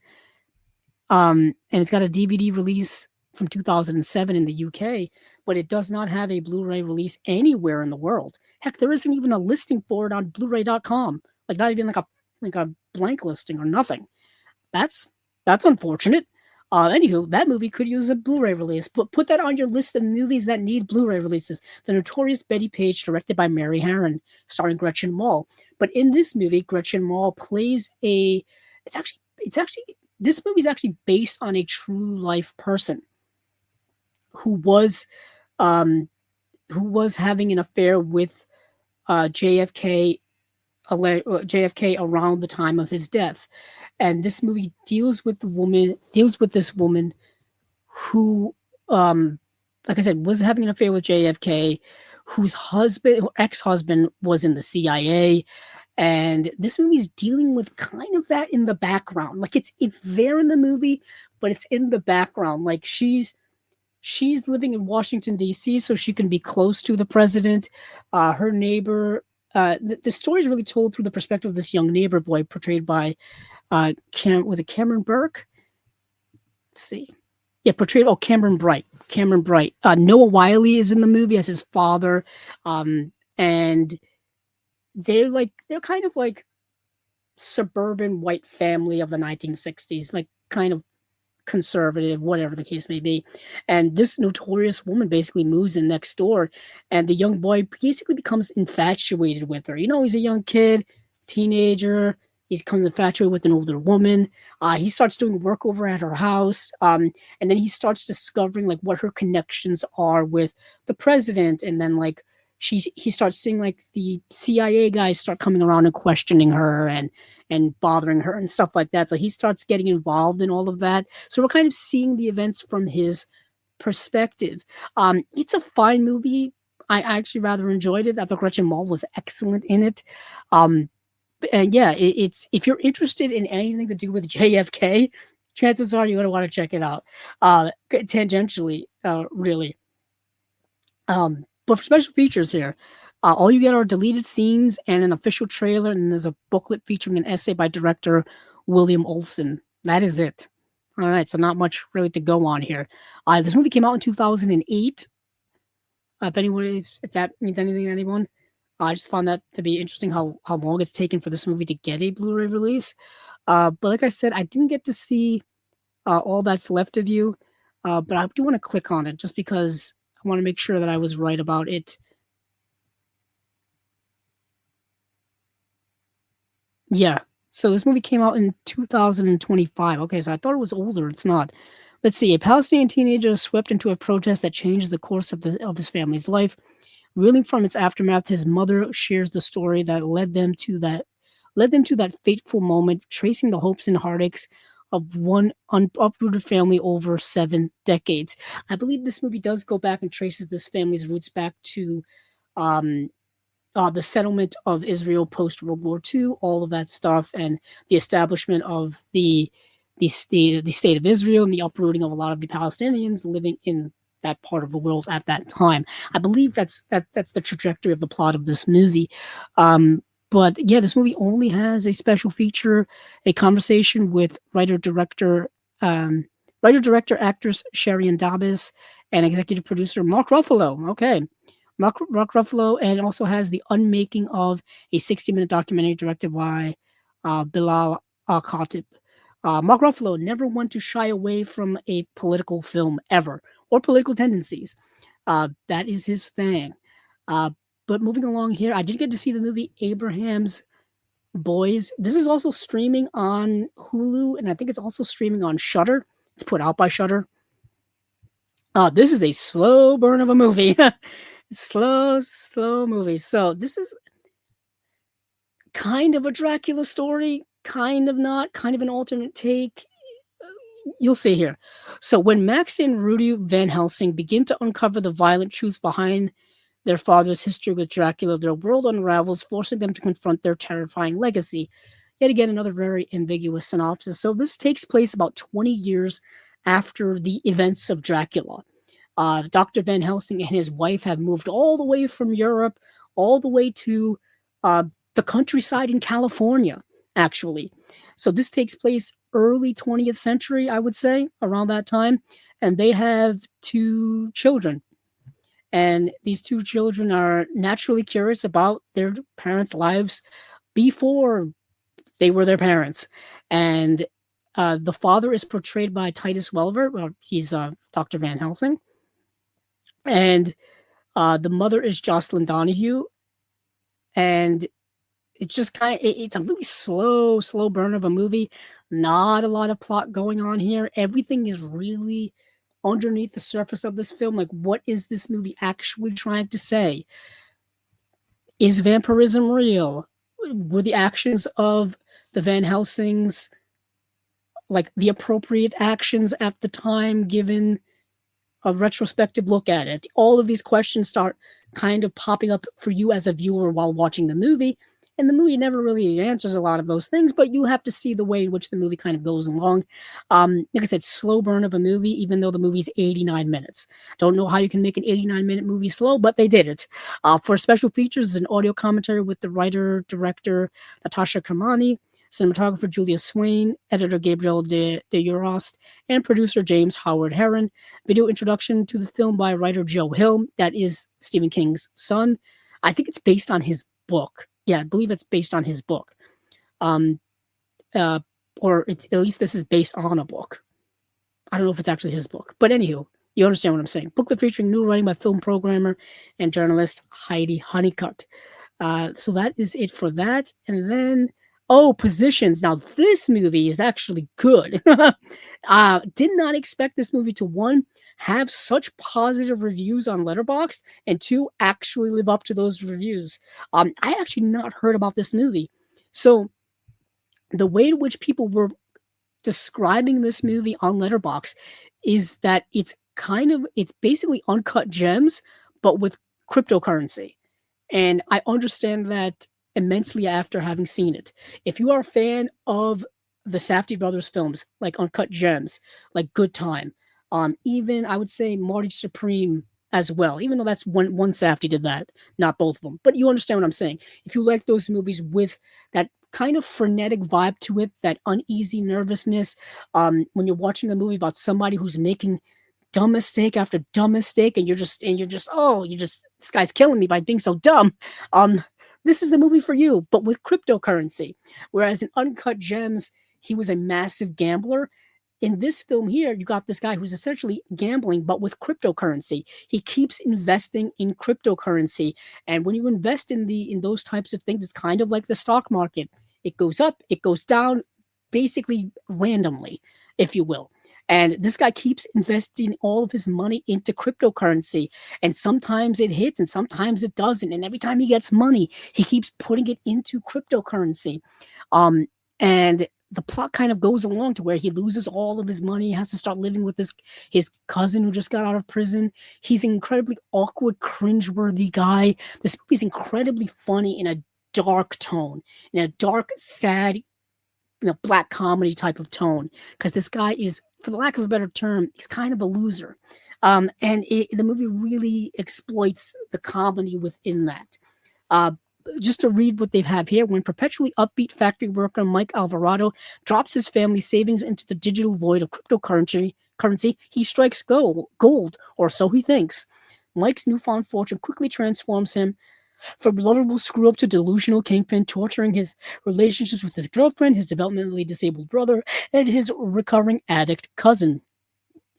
As his portfolio plunges, Mike's addiction to volatility starts to look like every other form of self-destruction surrounding him. He's not only self-destructing, within himself by his actions, he's bringing down people around him. That's the one big thing I don't think people point out enough when it comes to certain diseases, when it comes to addiction and alcoholism, drug addiction, is yes, it is an individual thing. The ultimate victim of all that is the person that is doing it, but it can, hurt the people around them as well. And this movie is delving into that a little bit. This movie's from 2025, so obviously cryptocurrency is kind of relatively new. It's been around for what, like a dozen years now, maybe longer. But anywho, it's still very much a thing that people invest in. So it's rather contemporary. For special features, we have a director's commentary at the premiere featurette from Music Box in Chicago, and then the making of positions.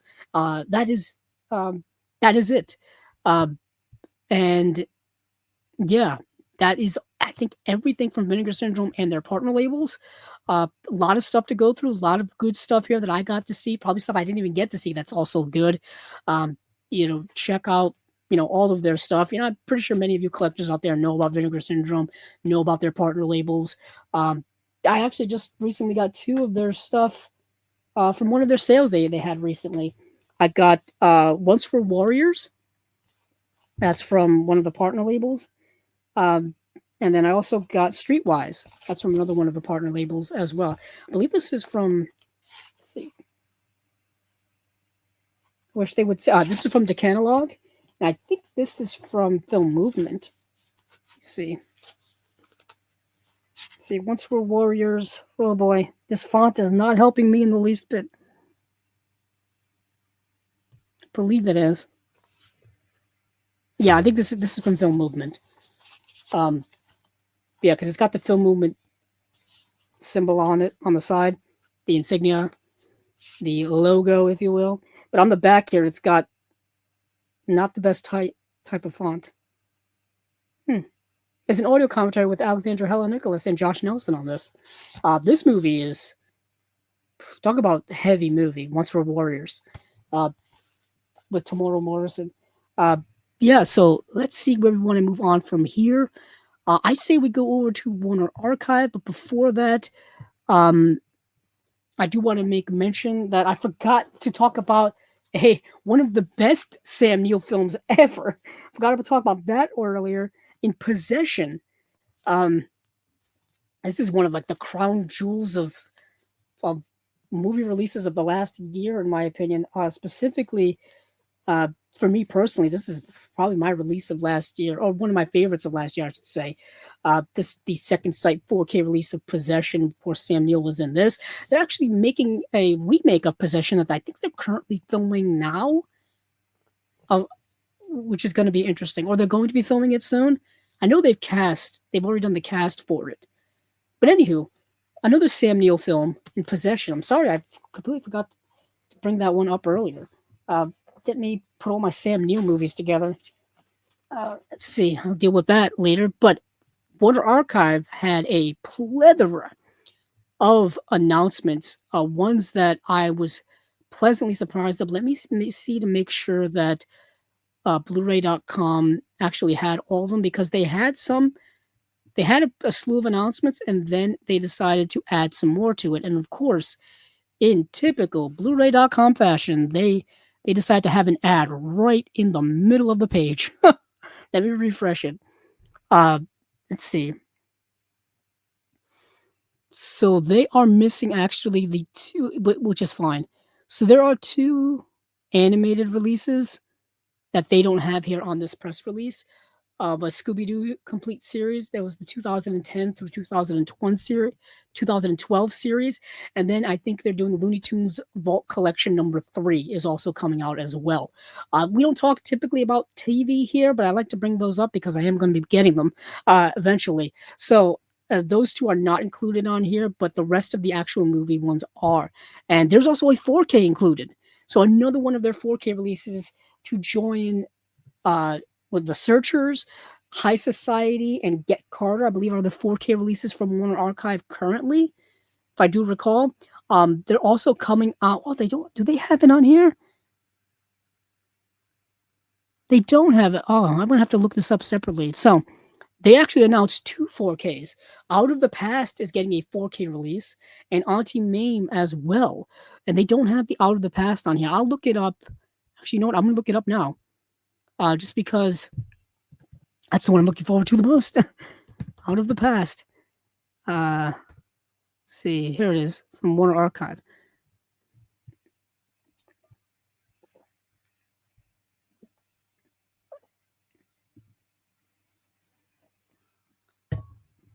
Let's see. Yeah, the Out of the Past 4K. We'll talk about this first because it's important. I've got my hold on, let me see. I'm just looking behind me right now. For those of you listening the audio, you can't see it because I have it behind me. There's the O's.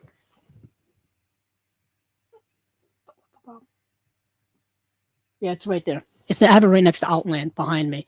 Out of the Past, a Blu-ray from Warner Archive. So it's getting a 4K UHD upgrade. It says arriving on the market on September 2nd. It will be released on 4K Blu-ray. Jacques Tourneur's classic noir Out of the Past from 1947, starring Robert Mitchum, Jane Greer, Kirk Douglas, Rhonda Fleming, and Richard Webb. This is quite honestly one of the greatest film noirs ever. For me, it's probably my second favorite film noir. My first being Laura, which I would love a 4K release of Laura. Like I would pray to the movie gods every single day for a 4K release of Laura. But for those of you who have never seen this movie, everything you want in a film noir, you'll find in Out of the Past. A tenacious detective, Robert Mitchum, spinning his wheels to make good, a drop seed beauty in Jane Greer, up to no good, a moneyed mobster portrayed by Kirk Douglas with Shark's grin, plus double crosses and fall guys, shadowy rooms, and bleak souls. Mitchum solidified his tough guy persona in this archetype, archetypal film noir, directed with memorable style and by the masterful Jacques Tourneur. He plays Jeff Bailey, a one-time private investigator walking the straight and narrow of small-town life until an acquaintance from his past pulls him back into the trouble he's left behind.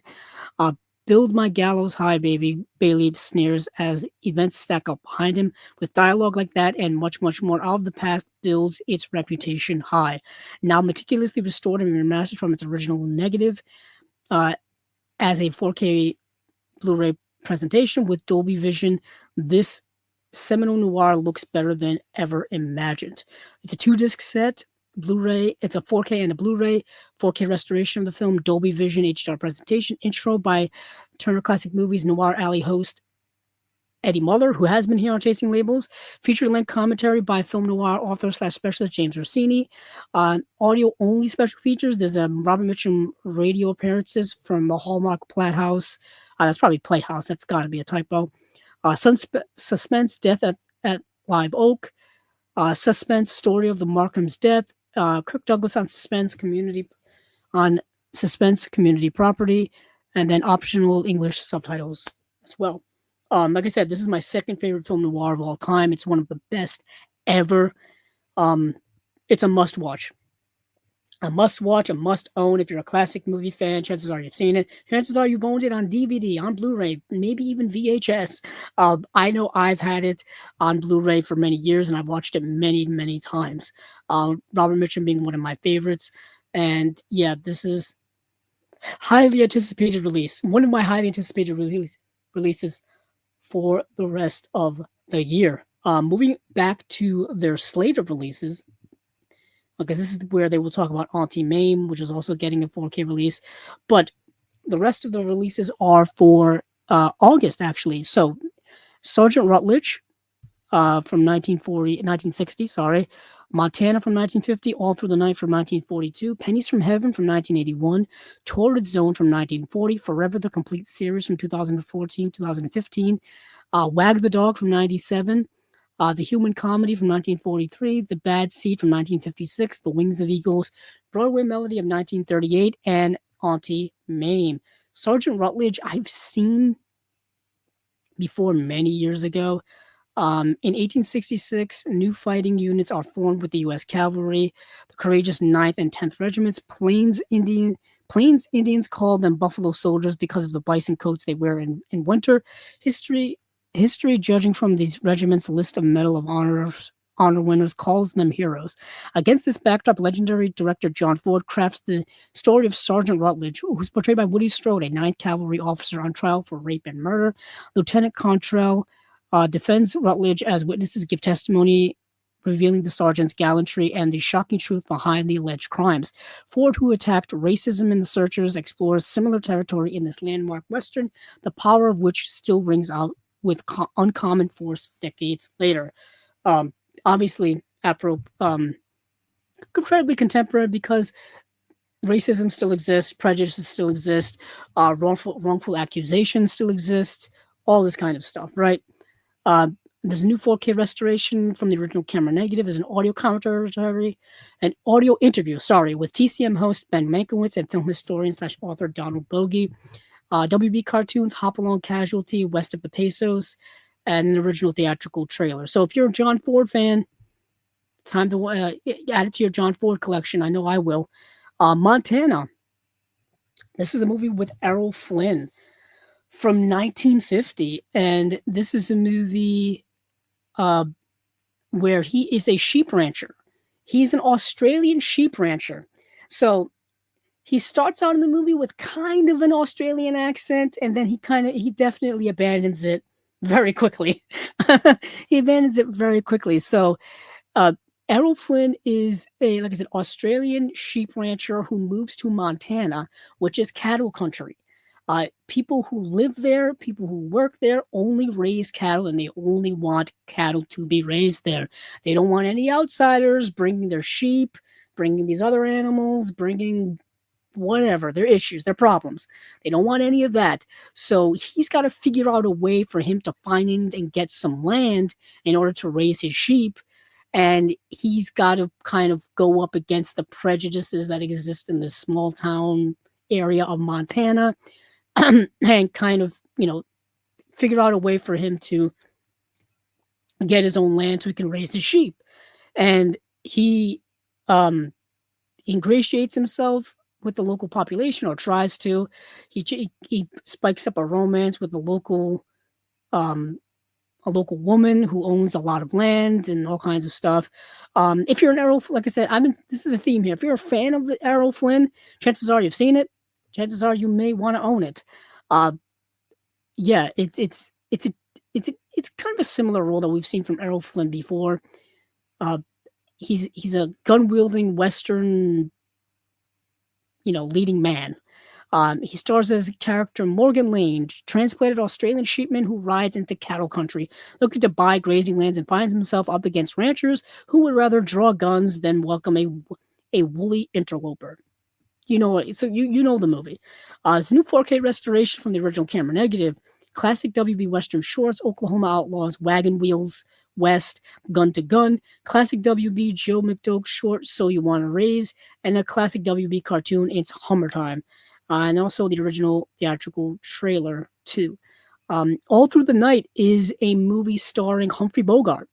The ruckus in Europe, Churchill and Roosevelt can have it. Gloves Donahue is too busy laying his peepers on the Saratoga morning line or noodling out another way to rub up against considerable dough. But when someone bumps off the little old man who bakes Glove's favorite cheesecake, well, this means war. Following his triumphs in High Sierra and the Maltese Falcon, Humphrey Bogart had a great deal of fun taking on the change of pace role of Gloves, and the hijinks are winningly contagious in a spoof that pits him against Nazi spies. So it's gangsters versus the Gestapo, as this thing says here. So Humphrey Bogart is kind of a small time racketeering running mobster gangster guy, and the person who makes his favorite cheesecake, the only cheesecake he likes to eat, gets killed, and he tries to figure out what happened, who killed him, why they did it, and he ends up stumbling across a scheme of Nazis infiltrating local life, and he decides to combat it, if you will.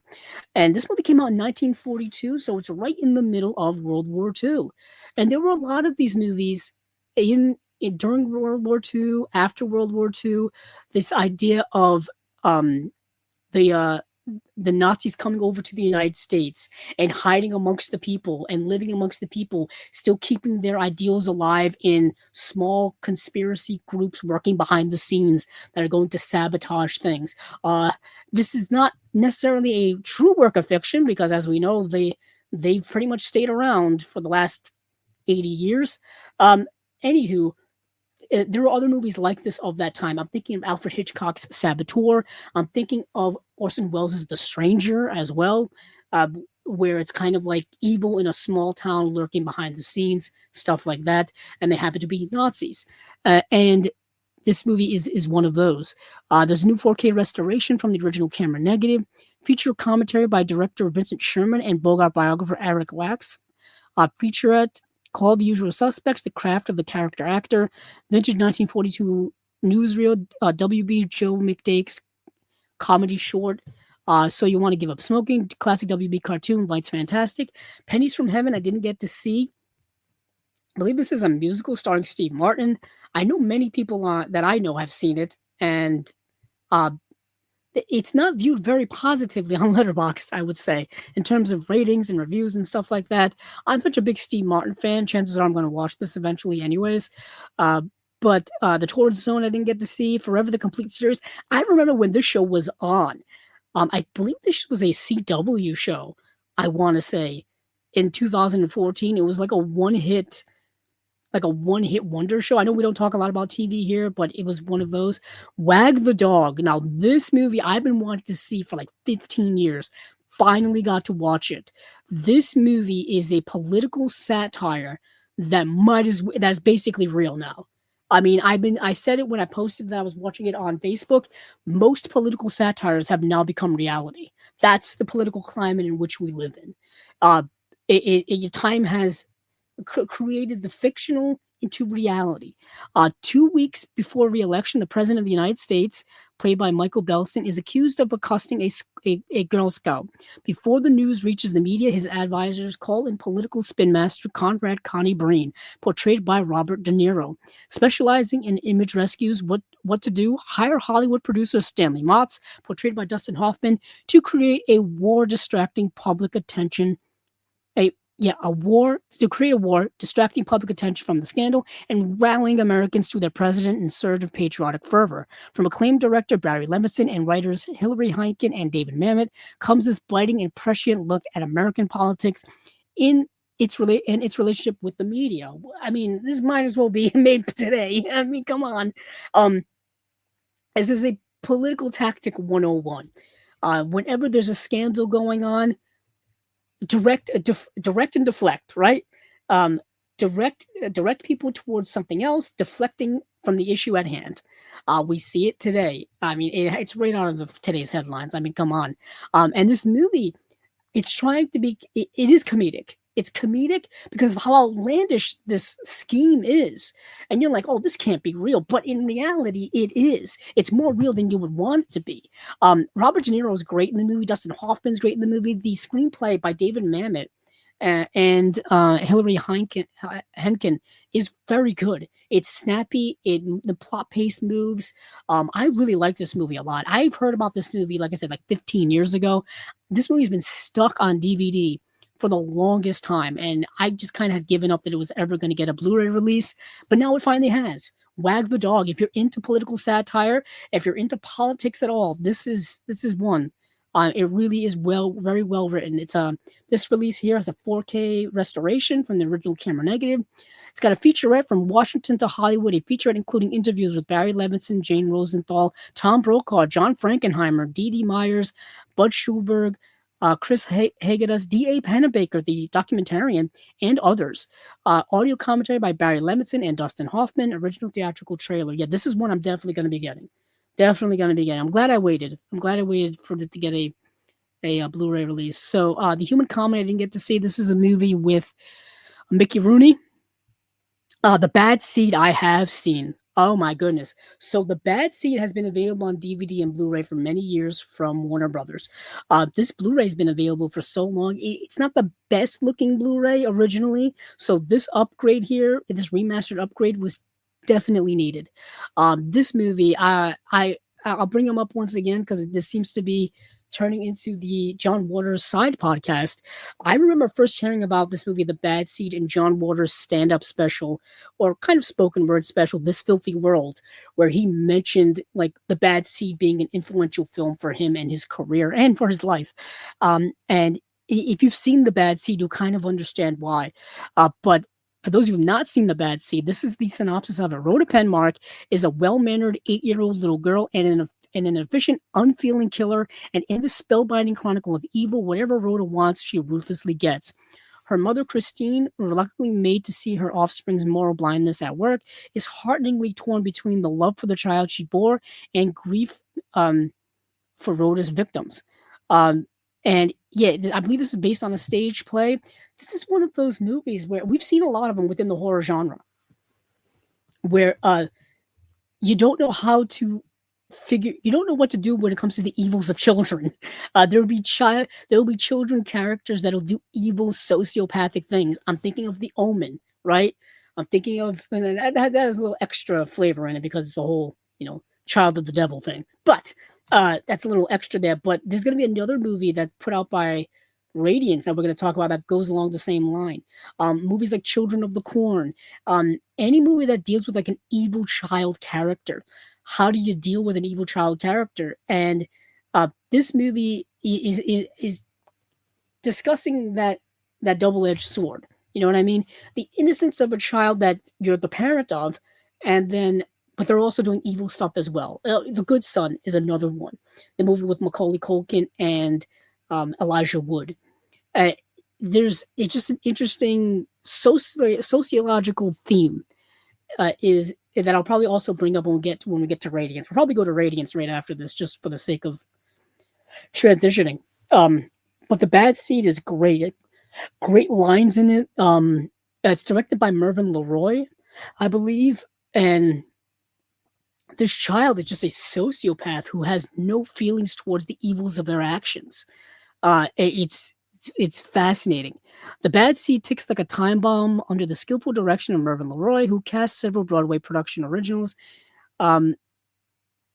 including Kelly McCormick and Eileen Heckart. Their harrowing performances captured 3 of this suspenseful movie's 4 Academy Award nominations and made this thriller one of the great ones. Originally released on Blu-ray 15 years ago from a substandard film element. Wow, they're beating up their own Blu-ray release. I've never seen that before. I've never seen a company one in their press release mention a previous Blu-ray that they put out that sucks and then bashing it. Never seen that before. But this new one does have an all-new HD master created from 4K scans of the original camera negative. This has a commentary by Patty McCormick and Charles Bush, original Enfant Terrible, a conversation with Patty McCormick, and then theatrical trailer as well. That is the movie The Bad Seed. This is another one I've been holding off to buy for years just because I heard how not so good that Blu-ray was. And I'm like, I kind of want to wait. Hopefully one day they'll re-release it in a better edition. And here it is. Here it is, The Bad Seed. The Wings of Eagles, I believe The Wings of Eagles is another John Ford film. This is actually a quasi-biopic, if you will, starring John Wayne. John Ford and John Wayne teamed up many times throughout their careers together. And this movie I thought this was actually going to be a World War II film. It is not. It's a biopic about Commander Frank Spigweed, who was a pioneer aviator, renowned screenwriter, whose actually works included John Ford's They Were Expendable and A Man of War. And John Wayne portrays this guy who was an aviation pioneer, I believe before, during, and after World War I. He was a pioneer of aviation. Aviation was really in its infancy around that time, specifically within the military, specifically within the Navy. He was a big advocate of including aviation within the Navy, and of course commercial aviation as well, which of course is a regular thing now, as well as aviation in the military. And this is a movie kind of about his life, and all of that, portrayed by John Wayne. John Wayne, if you're a fan, you'll like it. It's a fine movie. It's a fine movie. John Ford is a good director. He and John Wayne knew exactly how to make a movie together. They really did. For special features, this 4K restoration of the movie, Drafty Isn't It, U.S. Army promotional cartoon, and then original theatrical trailer. I didn't get to see Broadway Melody of 1938. But Auntie Mame, I did. I finally got to see Auntie Mame. I've been wanting to watch this movie for so many years. It's getting a 4K Blu-ray. And my goodness, this movie is probably going to look stunning in 4K. Absolutely stunning. So if you've never seen the movie Auntie Mame, it came out in 1958, starring Rosalind Russell. Rosalind Russell, who was probably most well known for being in, let me see, I believe she was in His Girl Friday. That's where I know Rosalind Russell from. And this movie is very similarly um, paced to that movie. Not at all the same type of movie, uh, but in terms of pacing of the dialogue, the deliverance of the dialogue, the the energy that this movie gives off is very similar to a Howard Hawks film. It's not a Howard Hawks film, which was really surprising to me. So, for those of you who have never seen Rosalind Russell, she was in His Girl Friday. She was in The Women. She was, of course, in Auntie Mame. She's in the movie Gypsy. She was in many, many films. She was an excellent, excellent actress. But in the movie Auntie Mame, she plays the title character, Auntie Mame, and she has inherited the guardianship of her brother's son. Her brother has passed away, and she has inherited him to raise him essentially. And this movie takes place in the 1920s into the 1930s, and it covers several years. It's not a short movie either. The movie's about 2 hours and 23 minutes. Let's see who directed it. So it was directed by Martin DaCosta. And I want to see what else Martin DaCosta has directed, just for the sake of providing more context here. I believe he also worked on the screenplay. Or no, he didn't. Um, but if computer is running slower than molasses, I gotta figure out why that's the case. Um, yeah, so Martin DaCosta didn't direct many things. From what I'm seeing here, only 4 directorial things. Um, Plain and Fancy, which was a TV movie, Auntie Mame, The Music Man, which many people know, and then Island of Love. That is it. Interesting. But Auntie Mame is pretty darn excellent in my opinion. I really loved it a lot. Like I said, it's about this character of Auntie Mame. She is an eccentric character, and Rosalind Russell plays her with pep, with energy, with fervor, with just genuine sincerity. And but underneath it all, she can also dial it down to be very serious and to be incredibly contemplative and to be um have a delivery performance that's so multi-layered without being over the top. She can be over the top and then not be over the top, all within seconds of each other. It's one of the greatest performances I think I've ever seen. It's really just extraordinary. The movie is just, and there's so many themes in it with about classism and prejudice and conservatism versus liberalism when it comes to lifestyles and things like that, because she is a very liberal, free spirit of a person, the Auntie Mame character, and her nephew is coming from a more conservative background. And not only that, but um, the nephew also has someone who is running his estate, I guess a conservator, if you will. So it's kind of like a team of 2 different sides of the spectrum. Auntie Mame, super free spirit liberal. Then there's this other guy who's the conservator of the estate, like I think handles the money aspect of it all. And he's a super conservative, wants the kid to go to like a traditional boarding school and be involved in like traditional aristocratic society and all that kind of stuff. Whereas Auntie Mame wants him to be free and think for himself and go to a more liberal, free thought of a school and all kinds of stuff. But the movie takes place all the way from like 1928 past the stock market crash into the 30s and all kinds of stuff. It's a marvelous movie, an absolute marvelous movie. I absolutely loved it. Um, just wonderful movie. This 2-disc edition here, I think Auntie Mame had been released previously. Let me check on that. My mind is all over the place, kind of like Auntie Mame's mind is all over the place. Um, yeah, let's see. Yeah, so Auntie Mame had been released on Blu-ray from Warner Archive in 2017, and it's now getting a 4K re-release uh, now. So a much needed upgrade, if you will. Yeah, I would say, although that 2007 Blu-ray probably looks very nice, but a 4K restoration is a 4K restoration. Let's see, 2 discs. A new 4K restoration from a 12K scan of the original Technorama camera negative. This is going to look amazing. HDR presentation of the movie. There's a new 5.1 audio track as well as the theatrical mono track. The 2026 conversation with Jan Hanslick and David Karger at the 2026 TCM Film Festival. So that would be the one that just happened in April, actually. Was it April or May? I think it was April. I know because I get jealous of everybody who gets to go every single year. There's a reproduction of the original theatrical press book inside the packaging, and this is so it's gonna look, sound, and be fantastic. So I'm super excited about that. So Out of the Past, Auntie Mame, 2 4Ks from Warner Archive are coming. 2 4Ks I'm going to be getting before the end of the year, most definitely. But let's move on to someplace else. Actually, you know what? I mentioned Radiance. We'll go over to Radiance. That's where we will go.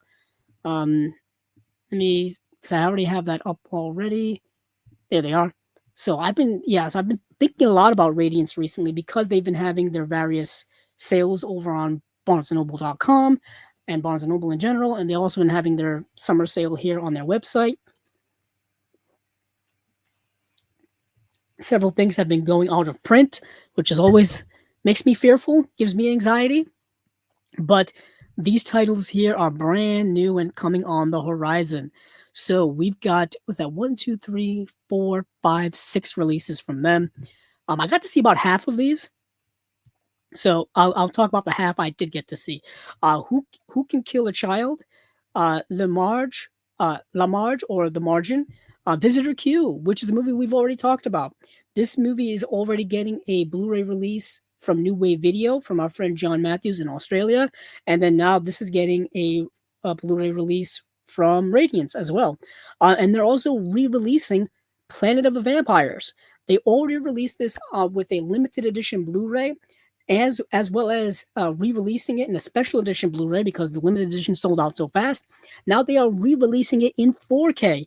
As someone who missed out on both of those, I'm not going to miss out on this one. I'm not going to miss out on this one.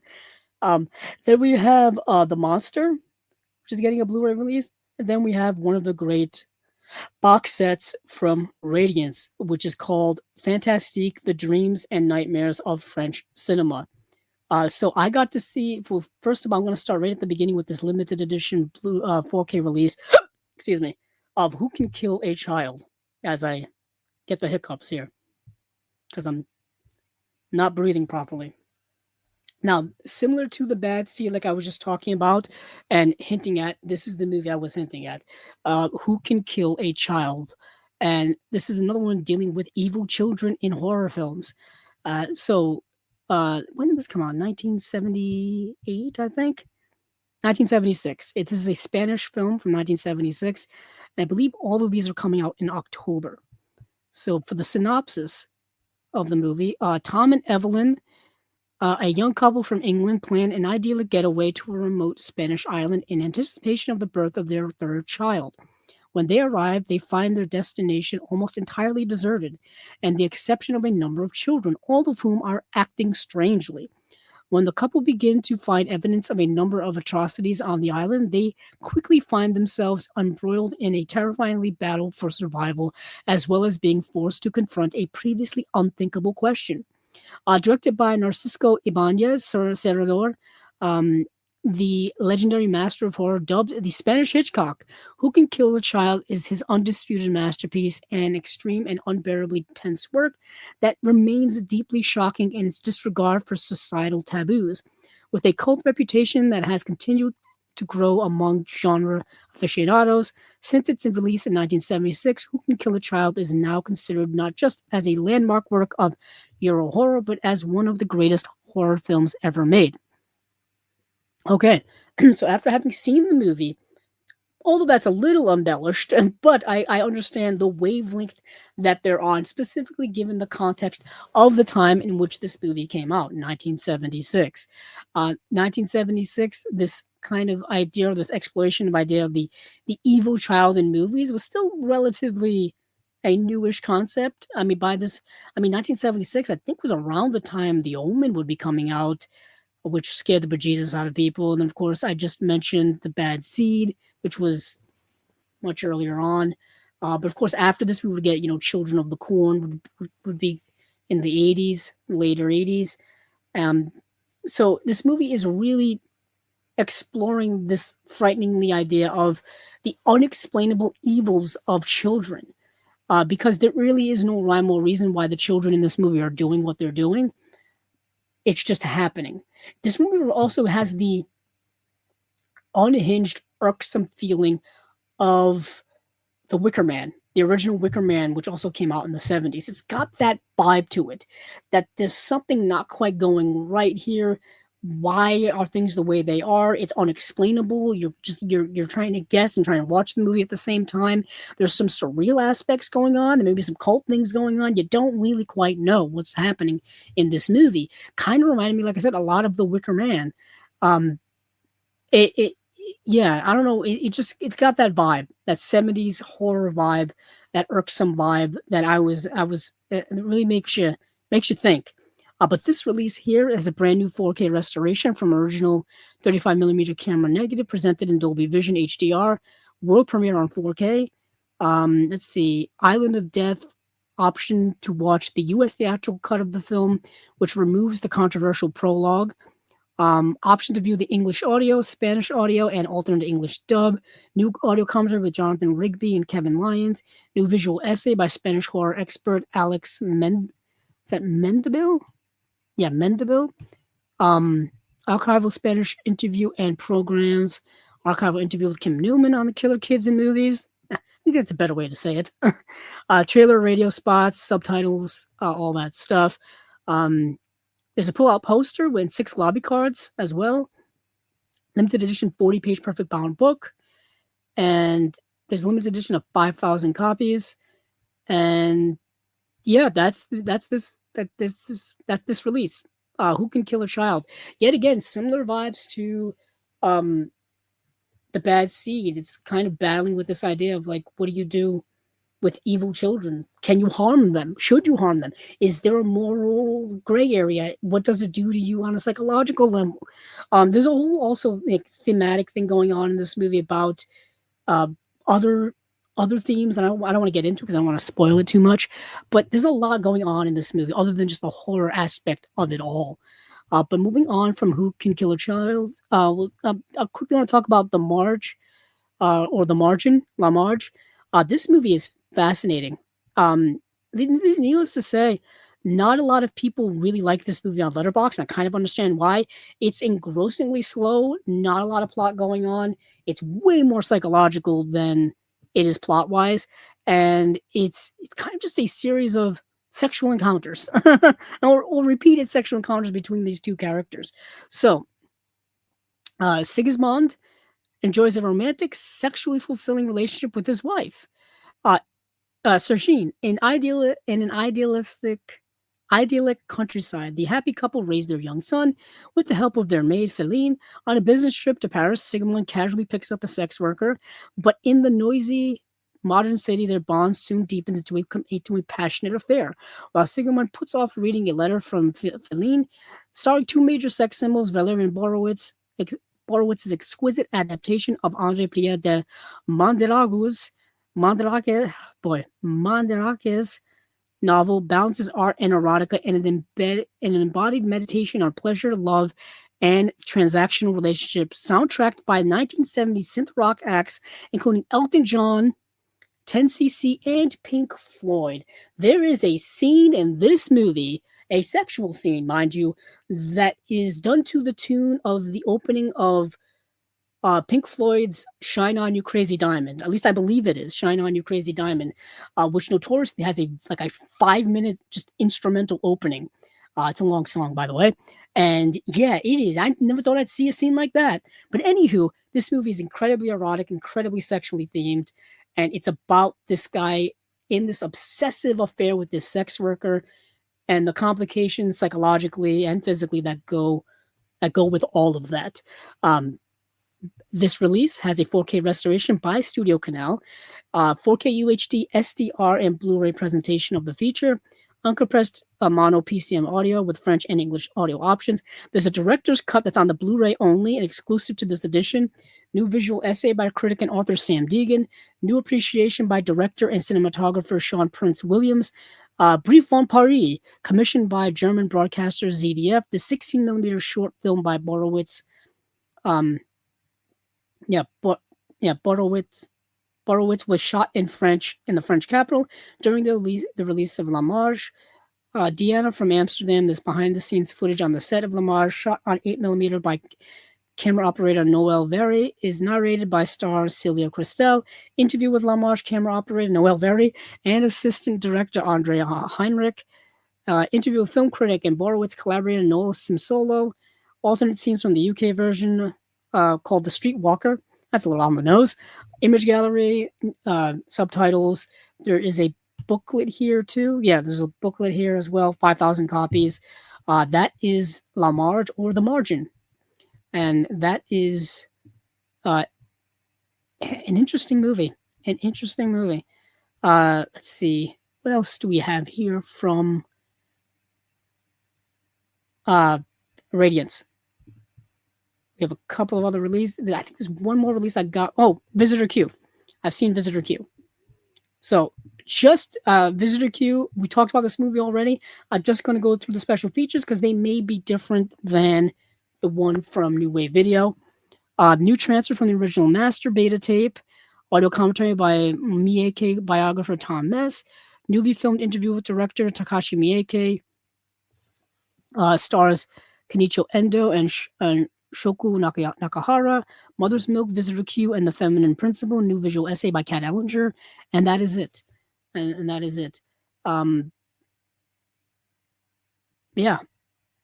So we talked about Visitor Q already, so we don't have to talk about it again. I do want to, before we move on here, so this will probably just quickly look at Planet of the Vampires. I'm just curious if there's anything new when it comes to special features. I don't think so.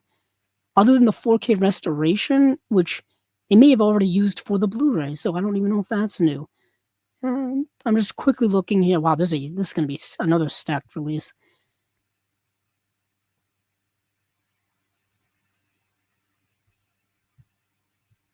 Yeah, I'm just quickly looking over here. So if you have the Blu-ray release, I don't know if you necessarily have to upgrade to the 4K, but if you don't have it, like me, you may want it. It is a Bava film, so it's probably well worth owning especially if you're a Bava fan. Let's see. Let me move. So I did not get to see The Monster, but I did want to talk about this box set here because it's got fantastic dreams and nightmares of French cinema. I just want to list off the movies that are in this set. So we have Dans la Nuit, La Nuit Fantastique, Le Diable Souffle, The Golem, and The Woman with Red Boots. I added in 3 Lives and Only One Death. I added all of these to my letterbox, but I didn't get a chance to watch any of them. Yet again, this was just a stacked week of stuff. I just wanted to make people aware of this release. And then The Monster, I figured we'd talk about this. It's a film by Luigi Zampa. Let's see. Valerio is a struggling reporter with a failed marriage and withdrawn son. He is angry at the world and arrives and strives for more. In the newspaper's mail, he receives the opportunity he's been waiting for. A serial killer announces and later carries out a series of grisly murders. Valerio remorsefully uses his opportunity to improve his position and standing, but will he draw himself too close to the killer? From veteran director Luigi Zampa, The Monster is a satirical giallo with deeper commentary on the nature of the press in society. Oh, that's fascinating. 2K restoration of the movie, audio commentary with certain giallo experts, interviews with the stars, and then an interview with Italian film expert Richard Dyer, and that is it. Of course, booklet as well. But that is the movie The Monster. So that is it for Radiance. I think from here we'll go over to Imprint.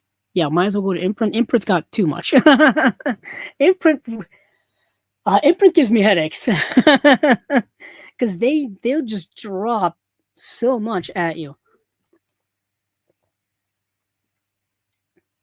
So I've been thinking about how to handle the imprint releases lately, just because there's so much of them and they're all heavily detailed. And to go through each one individually takes so much time here on Chasing Labels. I've been trying to, the goal here is to keep the show under 4 hours. Um, but with imprint, that's damn near impossible. But I do want to at least point out these releases, especially these releases here, these movies. So they have their imprint 40s and 50s August bundles. They have the imprint 50s and 60s August bundle. And then they have the Tales of Adventure Collection 12 and Essential Film Noir Collection 7 August bundles as well. So we're talking 1, 2, 3, 4, 5, 6, 7, 8, 9, 10. Was that 11 releases for just the month of August? That's a lot of releases. I don't know how they do it. And then they also have two TV or just one TV. No, I think they have two TV announcements as well, which we don't really talk about. But just for the sake of my sanity, we'll start. We'll be brief. We'll be as brief as I can be. So we'll start with the 40s and 50s bundles, because I love movies from the 40s and 50s, 60s and 70s. That's kind of my main passion, is watching a lot of those movies, talking about them, analyzing them, all that kind of stuff. That's really what I love so much. And these are some good ones. I didn't get to see We Were Strangers. No, I did see We Were Strangers. So We Were Strangers is a John Huston film. Um, yeah, this is a movie about um, the Cuban Revolution. Well, at least an earlier revolution that was done in, I want to say, the 1930s. Yeah, the 1930s. So Cuba's been rife with political issues for many decades now. So this is not so much the revolution that happened with Fidel Castro and all that stuff. This is one that happened beforehand to oust the current president in the 1930s. This In this movie, Jennifer Jones plays a woman whose brother, I think, is part of the revolution, and he gets killed, and that makes her want to join the revolution and join this underground political groups and stuff like that to contribute to ousting the current president of Cuba during the 1930s of that time. And yeah, it's directed by John Huston. If you don't know the political context of the movie, it's a little tough to get into it. John Garfield is in the film as well. It's you got to be kind of like into all that political historical thriller type of stuff. Um, so that's We Were Strangers.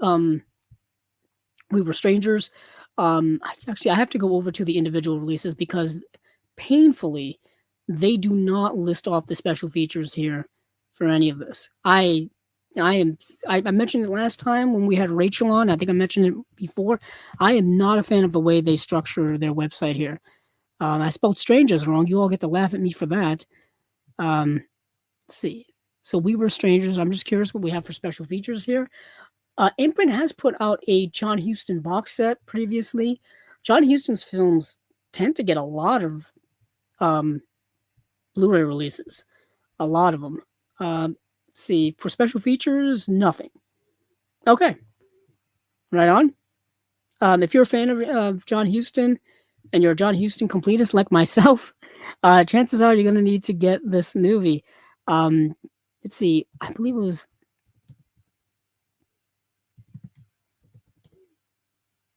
Ladies in Retirement is an excellent film. It came out in 1941.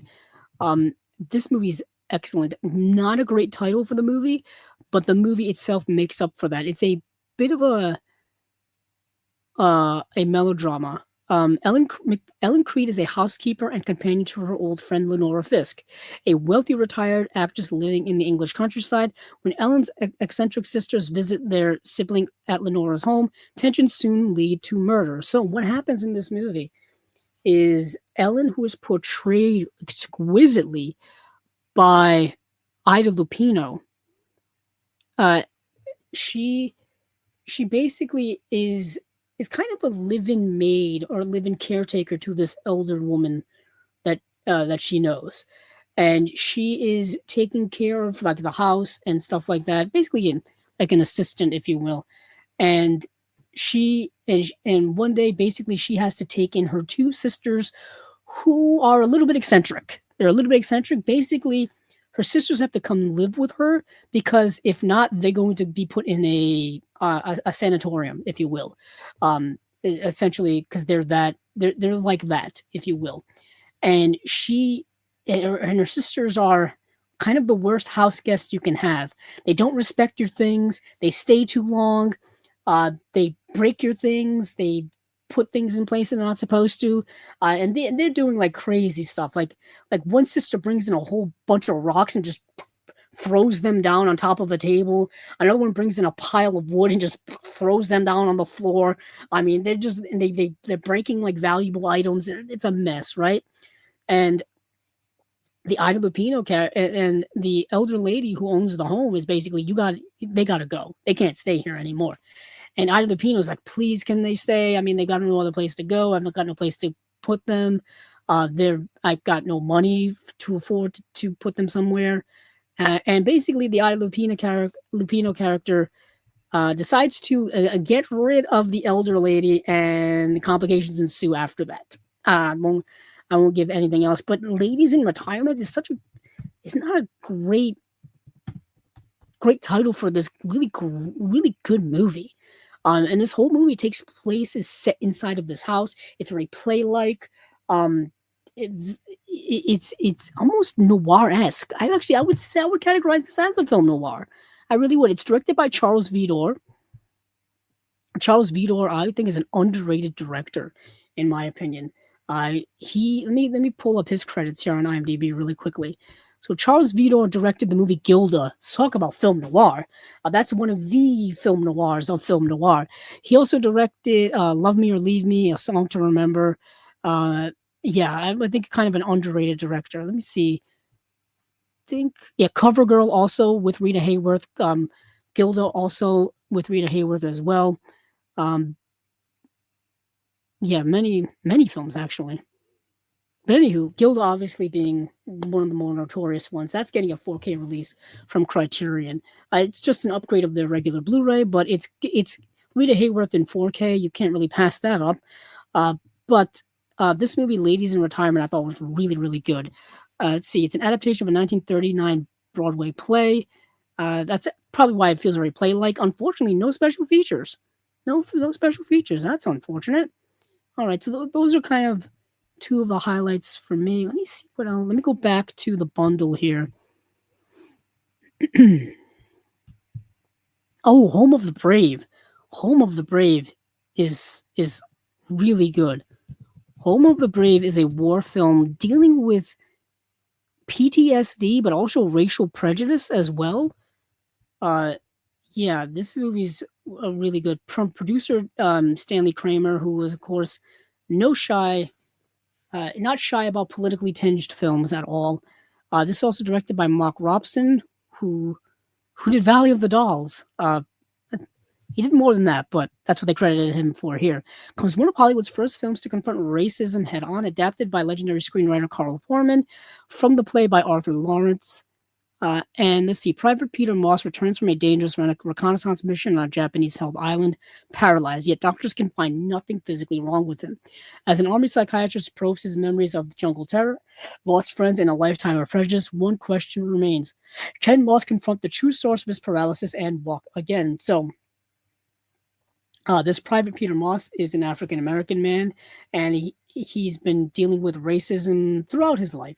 Pre-war, while he's in the military, and also he's been dealing with the horrors of war as well. This is World War II.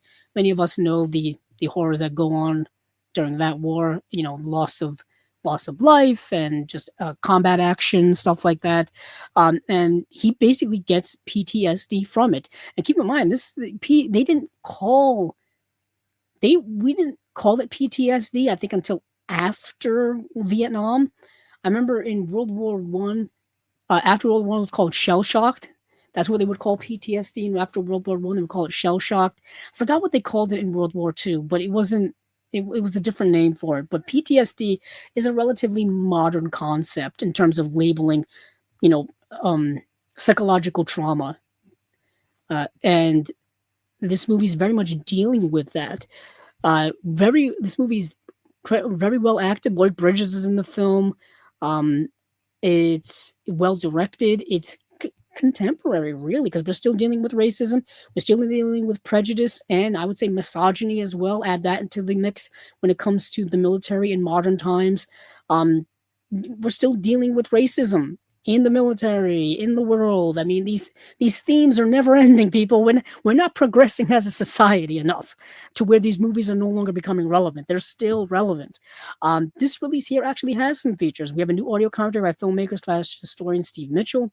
Best Plays Home of the Brave, 1952 radio adaptation starring Ronald uh, Bucca, Joseph Julian, and Russell Hardy. And then that is it. So yeah, Home of the Brave. I definitely recommend people checking that out. For the last film here, well, we have The Men. This is a movie I don't even really. I'm not sure if there's gonna be any features on this, but The Men is, I want to say Marlon Brando's first film. Or yeah, why is it not popping up here? Oh, there it is, 1950.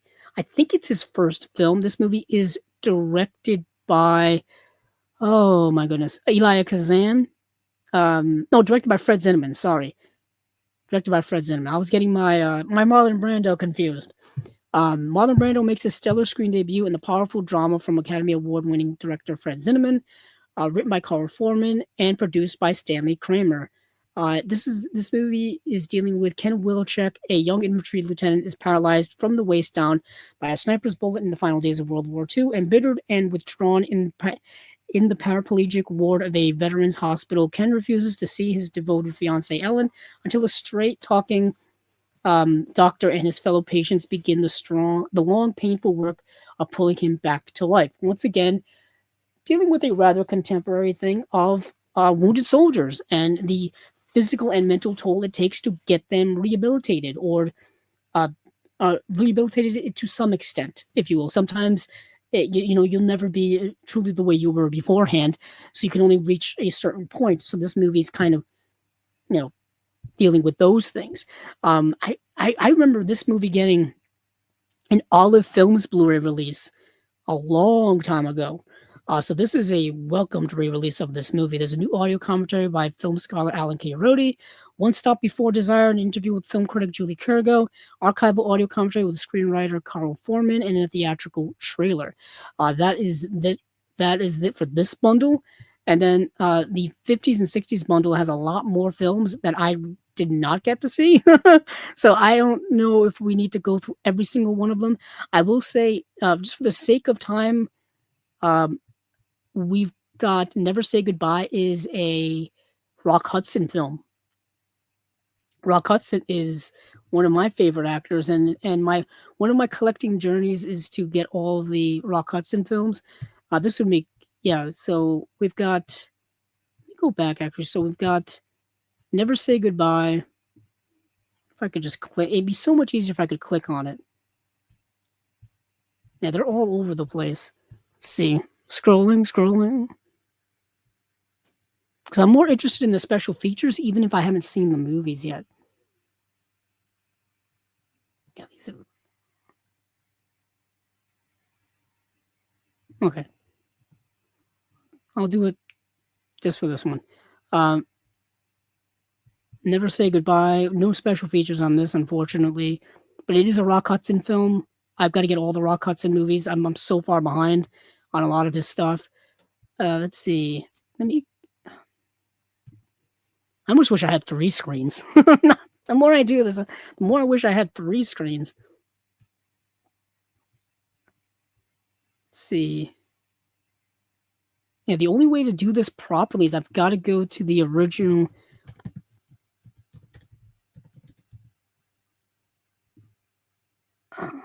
Yeah. So here's Fear Strikes Out.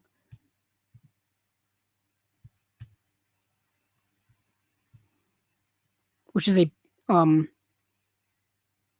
believe it's a biopic of Jimmy Pearsall, who was a Major League Baseball player. Yeah, there's some special features here. Like there's a new audio commentary with Daniel Kramer. Anthony Perkins on Fear Strikes Out. So this is an Anthony Perkins film. That's another one of my favorites. Carl Malden's also in this film, directed by Robert Mulligan, who directed To Kill a Mockingbird. That's why I want to point this out. Um, yeah, so that's why I was interested in this film.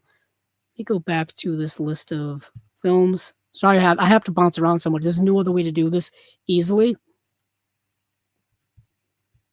Because it would be imprint. Listen to me.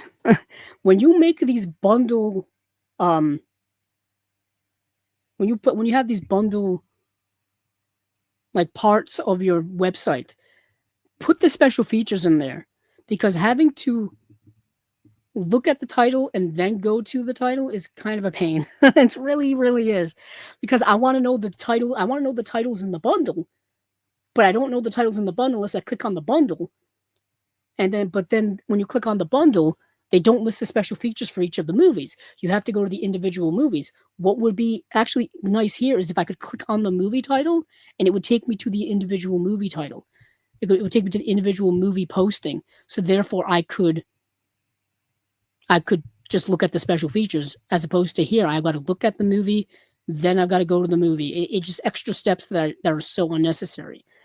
So I talked about Fear Strikes Out. We have Screaming Mimi, we have The Goddess, and we have A New Kind of Love. And then we have Heller in Pink Tights. And yeah, just for the sake of time, I won't be able to go through the special features for those.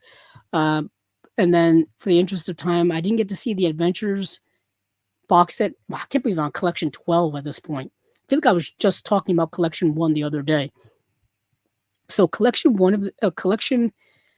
12 of the Adventures box set has Escape from Zeron, The Devil at 4 O'Clock, Assault on a Queen, and An Enemy Country. And then the Essential Film Noir Collection, Volume 7, has Lucky Jordan from 1942, China from 1943, Tangier from 1946, and then Singapore from 1947. Um, if you've been getting these right along, chances are you'll want to get this as well, just to keep the collections going. A lot of the movies that are in the Essential Noir collections have been collected in other boxes from other labels, or they've been released individually from other labels. So a lot of these tend to get released over and over again. I'm pretty sure Lucky Jordan I've seen a couple of times already. I think Lucky Jordan has like a Kino release. So this is kind of been everything from imprint. We've got their 40s and 50s August bundle. We've got their 50s and 60s August bundle. We've got the Tales of Adventure Collection 12, and we have the Essential Film Noir Collection 7. Sorry I couldn't go over them all in extreme detail. I didn't get to see a lot of these, and it's just for the sake of just my sanity. Just having to go to them individually is just too much. It's just too much to go over, especially since if I haven't seen the movies, I'm not really giving a lot of insight into them. But Umbrella, speaking of movies I haven't seen, I just want to make people aware there is a Human Centipede trilogy set. Um, I haven't seen actually any of these movies. I know of them. I know of their reputation. I know of their uh, notorious reputation, actually. Let's see. If I could, yet again, make it easy on these websites, people. Um, it's ever. I think. Hold on. Did it freeze? Yeah, the Umbrella site froze on me. Great. Fantastic. Um, yeah, make it easy on people actually viewing your websites. So there are several versions of the Human Centipede trilogy set. There is a collector's edition. There's a VHS collector's edition.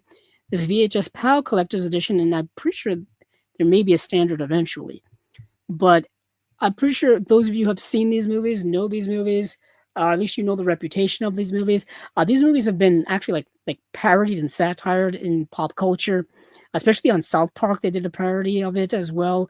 Yeah, check out all the special features if you want to. Um, this is a pretty loaded edition. Obviously, you get all 3 movies. It's a 100-page book, reversible poster, 8 art cards in this collector's edition. Let's see. I believe it's each movie both gets a 4K and a Blu-ray release, similar to what they've been doing with a lot of other like franchise sets. Like we just talked about the one they did for Hatchet. I think they kind of this is kind of similar to that. Of course, they just did like the wrong like I think they did the Wrong Turn movies as well. So it's similar to what they've been doing already. And then the next release that they have is Aura. Um, and this movie Aura I actually watched last night. This is an interesting kind of art house movie from 2005. A somewhat artsy art house movie. So let's see.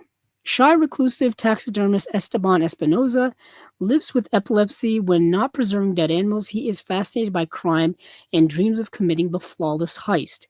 He unexpectedly gets the chance when he accidentally kills criminal Carlos Dietrich while trying to shoot a deer during a hunting trip with his friend Sontag.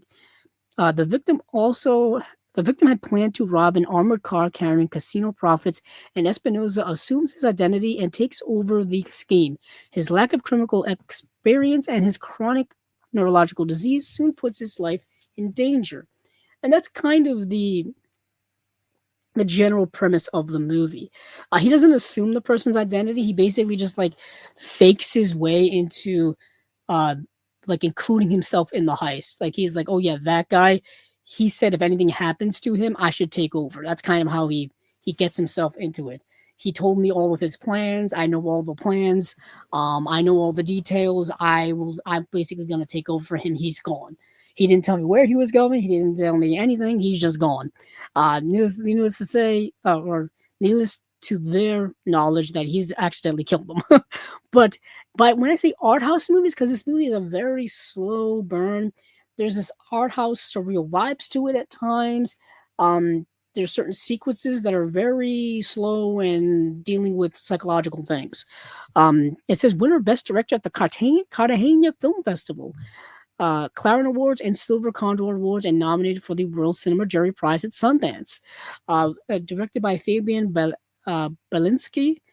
And yeah, so this movie has a 48-page book, 48-page book, custom artwork, 48 art cards. No, it's not 48. 8 art cards, reversible poster, limited numbered release, new audio commentary with author and critic Dr. Josh Nelson, Masculinity in Crisis, Alexander Helen Nicholas on the Aura, making a featurette, and then behind the scenes featurette as well. That's the movie. Yeah, that's the movie. It's called El Aura or The Aura from 2005. So we've talked about Imprint, we've talked about Umbrella, we've talked about Radiance, we've talked about Vinegar Syndrome, we've talked about Warner Archive. Let me look at my list of show notes to see where we should move to next. And let's see. We have a couple of Kinos.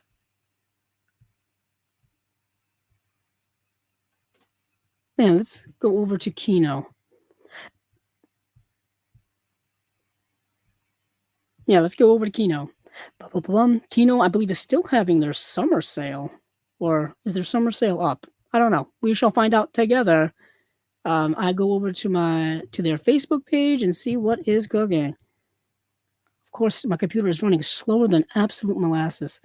I've got to figure out what the heck is going on here. Let's see. Kino. I think there's only about 3 or 4 Kinos I wanna list off, and then we can move on from there. Yeah. So this is something I didn't put on my notes list. The Dream Team is getting a Blu-ray release. Oh, I thought this was a 4K. So brand new HD master from 4K scan of the original 35mm original camera negative. The Dream Team, starring Michael Keaton, Christopher Lloyd, Peter Boyle, Stephen Furst, directed by Howard Zeph. And this is coming. It just says coming soon. We don't know when. But I already thought the Dream Team had a Blu-ray release. Maybe it's, hold on. That seems like a Universal Blu-ray release from Once Upon a Time. I could be thinking of something else. No, we got a Blu-ray release. Yeah, back in 2016. Oh, it's getting a 4K restoration, so it's going to be new. Yeah, Universal put it out back in 2016. Probably from an older master. Universal loves to use older masters for their catalog stuff. Like, absolutely loves it. And It had no special features or anything like that. So it's absolutely um prime for a re-release. Let's see. We have this movie called The Greatest Manhunt, the silent one, which has the tagline of The Greatest Manhunt Ever Filmed. Um, this is a film starring Lino Ventura, Leo Glenn, Susan Flan, Robert Hardy, Leo Massari, shot by Jean Collin, who did The Crook, The French Detective, directed by Claude Pinato, who did La Semna Sybil. Interesting. What are the ones? Oh, there's The Summer Sale. I wonder if it says, yeah, there's several movies that are going out of print. No, so while their supplies last, I guess they are going out of print because once they sell out, they're not going to be making any more titles of all of these films. A lot of these movies are movies we actually talked about here on Chasing Labels. It's kind of incredible how many movies we've talked about from Kino that have been announced, released, and then now Kino is not renewing the rights to them or doesn't have the rights to them sometime soon. And therefore, they'll be gone forever. Not really forever. You could probably still get them, but obviously, they won't be making any more new titles of them. Um, here's the release of this movie. So the count. Let's see. I think we talked about these already. The Counselor, Blazing Magnum, Weapons of Death. These two titles will also be available as part of the Italia Crimo 4K UHD release. Okay, so we have talked about these before. We've talked about them um, when we talked about that box set. I think they're all getting individual Blu-ray releases too. So if you don't have 4K capabilities in your home theater setup and you just want them on Blu-ray, you can definitely get them all on Blu-ray as well. Um, so that's all of those films. This is what I want to start with, actually. The Hurricane. This is the movie starring Denzel Washington. This is the movie directed by Norman Jewison, who directed In the Heat of the Night and A Soldier's Story, but he also directed many other movies. Cincinnati Kid, I think, was a Norman Jewison film. That movie could use a nice re-release, but anywho, that's neither here nor there. But The Hurricane. Now, this is a movie that is really good, starring Denzel Washington. This movie has already been released on Blu-ray previously, and so this is going to be a nice release. Yeah, the Blu-ray came out in, oh goodness, it's been released several 2014. Yeah, 2014 was the original release. Was re-released in 2019. Same disc, same everything, but this release is probably going to have a brand new restoration to it, which is exactly what I'm looking forward to.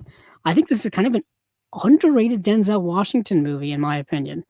It's certainly one I think that gets looked over because not soon after this, he would be in Training Day. And Training Day is the movie he would win an Oscar for. So that kind of takes over, all the movies around it. But this is a true story of Reuben Hurricane Carter, a boxer wrongly imprisoned for murder, and the people who aided in his fight to prove his innocence.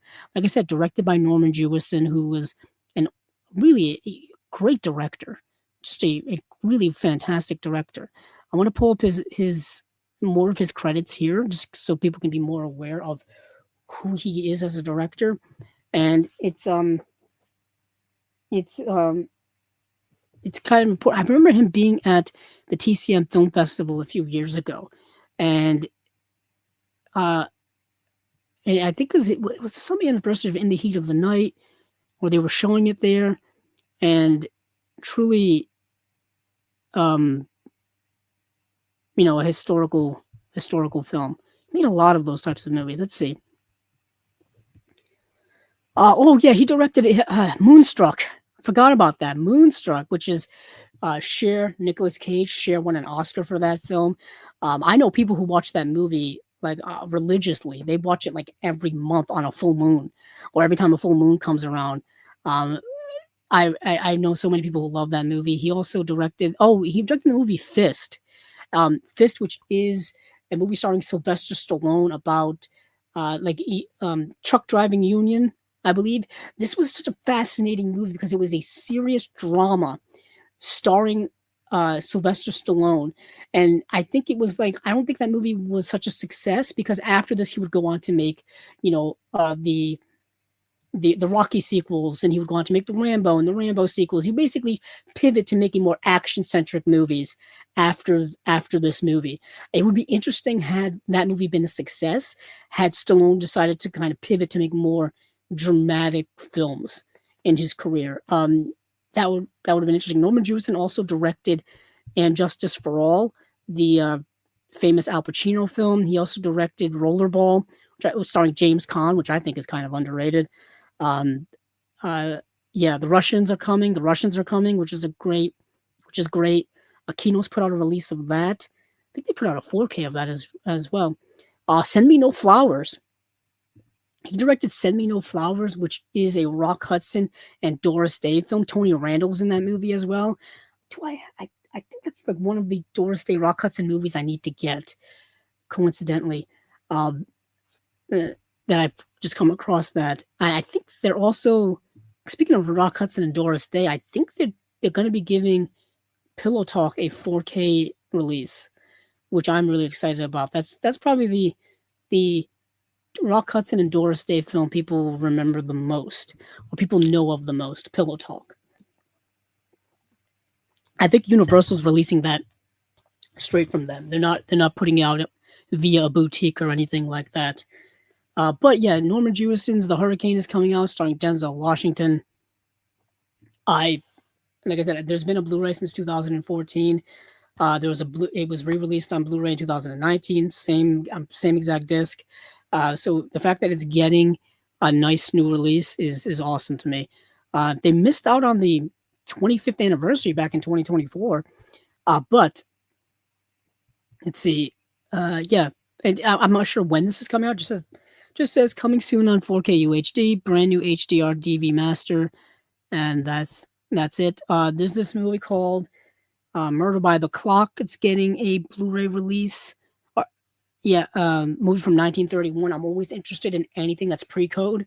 So anything that's, early 1930s, before 1930, before 1935, before the Hays Code was instituted. I'm always interested in checking out any of those movies. I'm trying to see if this is directed by anybody I know of. No, it's not. I just thought of maybe somebody prominent. I think that's about it. Or did I? Yeah, I don't think I included that in my notes. We talked about the War Wagon previously, so I'm pretty sure we're good on that. That's getting a 4K UHD release in August 25th. That's the movie starring John Wayne and Kirk Douglas. They've been teasing that for forever. I think since for months. They've been teasing that for months. So that is it for Kino. And I think there's some individual releases I've got to go dig up. Specifically, I know Hammer's coming out with another release. Let's see, I'm looking at the individual ones I have here. Okay. So,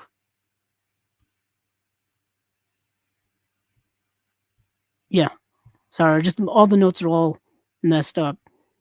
I try to separate the notes to where it's like a main group of titles, then the Vinegar Syndrome, then the partner labels. The problem is when I put it into where I have them here on the computer, they mash them all together. so it's just one long column of individual movies, just all together, and it's hard to parry it out if I'm bouncing around. Excuse me. One, two. Okay, so yeah, there's a Hammer release called The Abominable Snowman. 24-Hour Party People being released in the UK by Altitude Film, and then Bluebeard, which is a Richard Burton film that's already been released somewhere else, but it's getting a release by Studio Canal, so we're going to talk about that. So those three releases. Okay. So let me go over to the Abominable Snowman. Let's see. So this is the US release, which was done by, looks like Shout Factory. And then this here is the release put out by Hammer coming August 31st in various editions. We have the 4K limited collector's edition. I think that's the 4K standard. And I think there's just a regular Blu-ray. So we're going to go with the the big old head honcho here. We're going to go with the big old collector's edition, the limited edition collector's edition, and we'll get all the details on that. Let's see.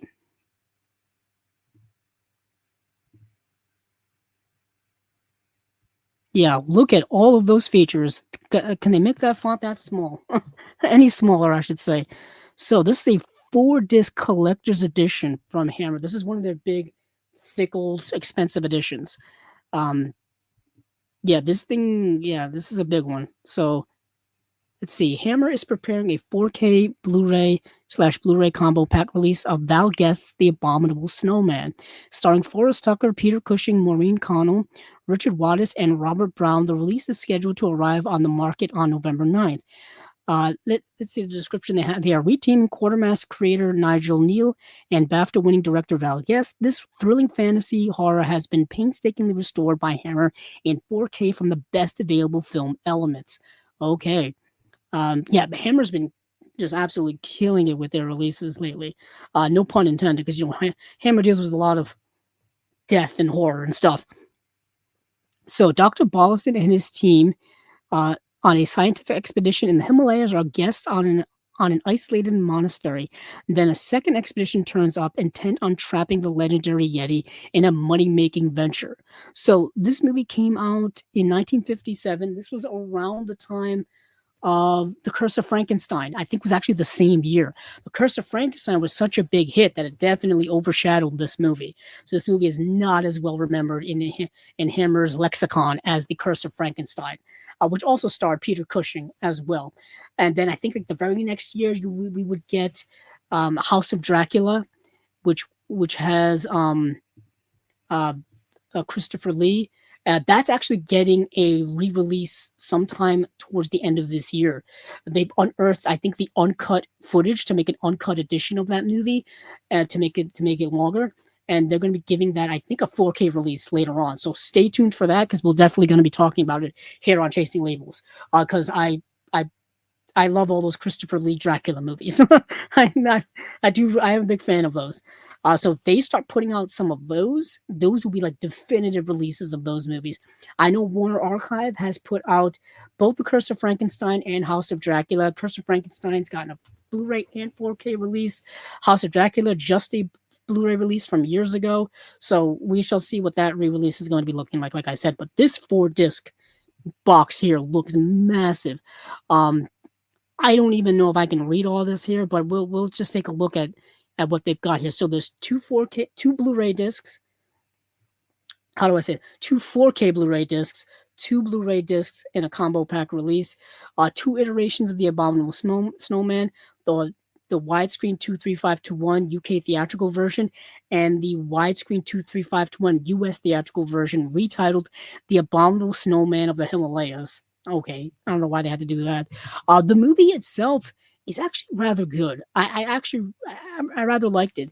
It's not about. It's one of those movies where this journey to find the Yeti and the Abominable Snowman is kind of more of a MacGuffin than it is important to the plot. It's more about the journey to get there, if you will. There's also several other things going on within the movie. This need for scientific exploration, how far do you push scientific exploration? Is there a moral line between that? The right and the wrong of doing it. Should you cross that line? Do we as humans have the right over nature to push those boundaries? It's asking kind of those bigger types of questions. There's a brand new 5.1 mix of the audio for both versions of the movie alongside the original mono track.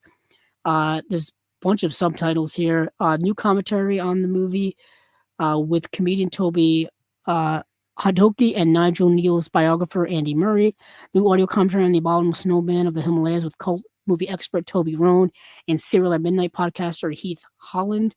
I know him. Well, I know his videos. There's an archive of 1999 commentary. There's a new audio essay on the Big Monsters in Film by Stephen R. Bissett.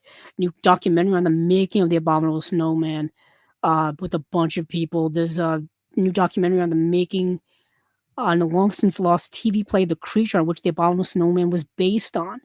There's a new documentary on on the design person.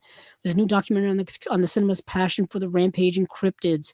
There's a new video essay by Heath Wixon on the why less is more in films with big monsters and how Val Guest put that theory into practice. There's archival interviews with Val Guest from 2002. This packaging is going to have, it's going to be a thick package with a booklet, as well, 120-page book, not a booklet, with new articles by so many people. This is a massive set. This is going to be up there with one of the big collectors of sets to get for 2026, in my opinion, because it's just so stacked full of stuff. So that's the Abominable Snowman 4K collector's edition. There's going to be a more standard 4K release, and then just a regular Blu-ray release as well of that. And then we're going to go talk about 24-Hour Party People, which is a movie I heard about years ago. It does have a Blu-ray here in the US from 2019, and does have a Blu-ray in the UK as well from 2020 or 2019, sorry. And then 24-Hour Party People is getting a 4K UHD upgrade. Now, this movie stars Steve Coogan. Of course, it does not have the press release. Let me go over to the film forum or the Blu-ray.com forum to see if it has any details. Yeah, here it is. So 24-Hour Party People is totally inspired by this pivotal moment in music history. He and his friends set up a record label, Factory Records, and proceed to sign a number of local bands destined to be some of the most influential artists of their time. First, Joy Division, who go on to become New Order. Then come the Happy Mondays. What ensues is a blackly comic tale of music, sex, drugs, larger-than-life characters, and the birth of one of the most famous dance clubs in the world, the Hacienda. Told through the eyes of one man who was in the center of it all, 24-Hour Party People graphically documents the vibrancy that made Manchester the place to be. Celebrating 24 years since the release of Michael Winterbottom's iconic 24-Hour Party People makes a much heralded return on 4K UHD. This movie has theatrical trailer, featurettes, New Order promo, portrait of a filmmaker, and then English subtitles. What this doesn't tell you is the movie that this person is based on. And it does not tell you that. I will graciously look it up to tell you all if my computer will not be slower than dial-up internet. 24-Hour Party People. Like I said, starring Steve Coogan. This movie came out in 2002, and let's see, directed by Michael Winterbottom. Steve Coogan plays Tony Wilson, based off of a real life person. He was a music producer, club owner. He started the club, the Hacienda. He started the Factory Records, the record label. They had Joy Division, and this movie really chronicles the music scene in Manchester, England, from, I would say, the late 1970s all the way up through like the early 1990s. So it's like that whole scene. It's like punk rock scene in the UK is featured in the film a lot, and the changing of the 80s music scene as well, changing of the nightclub scene in the music scene as well. The introduction of a lot of different type of hallucinogenic drugs and cocaine in the 80s and all kinds of stuff like that, and like speed and things like that. This movie chronicles a lot of that. Yeah, and Steve Coogan is a rather magnetic and rather really solid actor. I know Steve Coogan more so for his work in the Trip movies, where it's basically just him playing a rather kind of somewhat fictionalized version of himself, but maybe more of a real life version of himself. I know him more as being a comedic actor, and there's a lot of comedy in this. But he was also in Stephen Frears' Philomena, which I think is one of the last like great films from both Stephen Frears and as well as Steve Coogan. Let me see. Yeah, he was in Alan Partridge. He was in Stan and Ollie. It's not a great. What is the Trip movies? I know they made several of them. I think Michael Winterbottom directed those as well. Yeah, because there's the Trip to Greece in 2020. I think that's the most recent one. And then the Trip to Spain from 2017. And then Let's see, the Trip to Italy, and then Philomena came out in 2013. Can't believe that was that long ago. And let's see, he was in Ruby Sparks. I forgot that. Yeah, The Trip came out in 2010. And that starts off that whole series of movies. Steve Coogan has been asked by the Observer to tour the country's finest restaurants, but after his girlfriend backs out on him, he must take his best friend and source of eternal aggravation, Rob Brydon.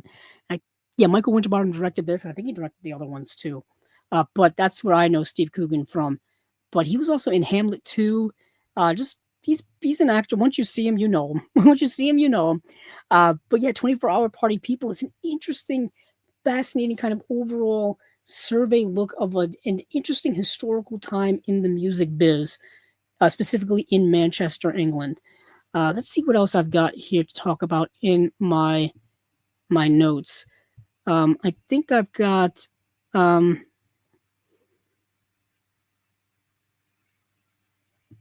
Let's see. We've got one more. Yeah, I want to talk about Bluebeard. Yeah. Let's see. Where are you? Yeah, Bluebeard with Studio Canal. That's what I was looking. I was looking at it. Looking at it. Forgot which company it was. Let's go and take a look.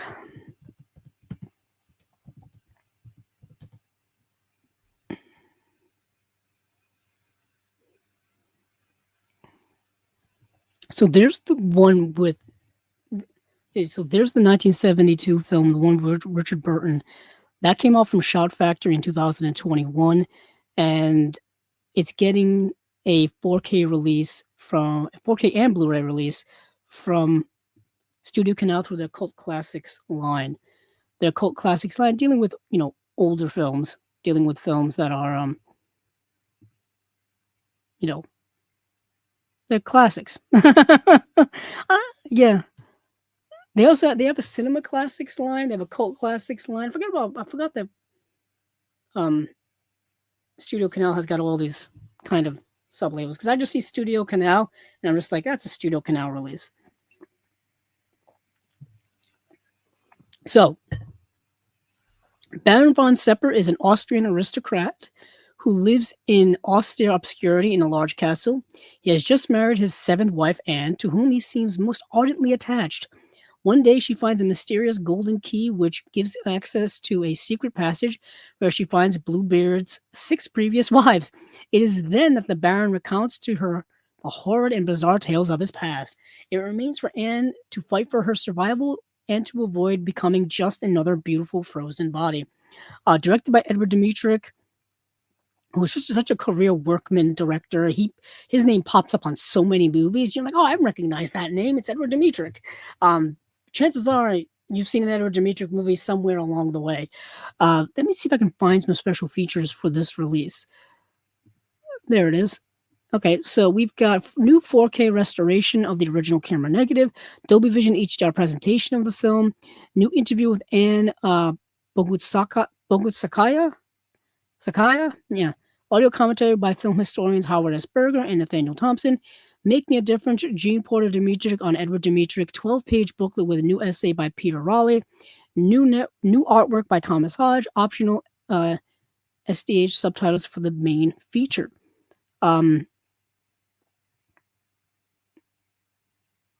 Yeah, that is it for Richard Burton in Bluebeard from 1972, directed by Edward Dmytryk, 4K UHD release, put out by Studio Canal. Now, before I'm suspiciously wondering why, if I've missed anything. Let's see. We've talked about Kino, we've talked about Umbrella, we've talked about Imprint, we've talked about Radiance, we've talked about Hammer, we talked about Altitude Film with Studio Canal. We just talked about all the Warner Archive stuff, Out of the Past, Auntie Mame, all those good ones. Let's see. We've talked about the Vinegar Syndrome and the Vinegar Syndrome partner labels releases. Just making sure I didn't forget any of them. Let's see. That is about it. Yeah, that's interesting. I don't know. I'm so used to chasing labels being damn near 4 hours long that I forgot that we can have an episode that is not that long every once and a while. So I believe that is it. Let me take a look at my other set of notes just to make triple sure because I'm forgetting. I'm concerned that I'm forgetting something really big. Uh, but even if I do forget something, I can always do an addendum to this episode anyways. Or yeah, that's the one thing when it comes to running your own podcast, your own YouTube channel, or your own anything really. You can kind of make up your own rules. I mean, there are rules you like to stick to them, but sometimes you can do stuff. Um, um, yeah, I do. There are some comments here. JB44 says, "I gotta admit, I'm interested in the Centipede trilogy just out of morbid curiosity. Those movies are ones I kind of want to watch if they're streaming on Shutter or something like that. Like just like you said, the curiosity, really, because of the notorious nature of their of of what they are. And then, of course, though I know better, I really shouldn't. Yeah, it's also kind of disgusting. But what is interesting when it comes to horror and stuff like that, I'm not really that squeamish anymore. I've watched so much of it, and I guess this is a little addendum here to the show. Just talking about making up my own rules. I saw the most recent Evil Dead movie, Evil Dead Burn, as of this recording, and it's probably the most violent of all the Evil Dead films. People are comparing it to the French extremism of the 2000s, which we've talked about here many a times. High Tension, Martyrs, um, Inside. We've talked about so many of those because those have been getting a lot of Blu-ray releases over the years. Heck, we talked about I forgot, is it Umbrella has been putting out, is it Umbrella or Imprint? They've been putting out the Extreme box sets. One of the two. They've been putting out those Extreme box sets. So all of those movies are in there, and the new Evil Dead is very similar in graphic nature to those movies. And while watching it, I'm like, oh, these remind me of those movies. And since I've seen those movies, I'm almost desensitized to what was going on in that movie. For any of you who've seen the most recent Evil Dead film, or if you're just a fan of Evil Dead in general, you'll understand the graphic nature of the movies, of that universe, of Sam Raimi films, of Sam Raimi films of all kinds.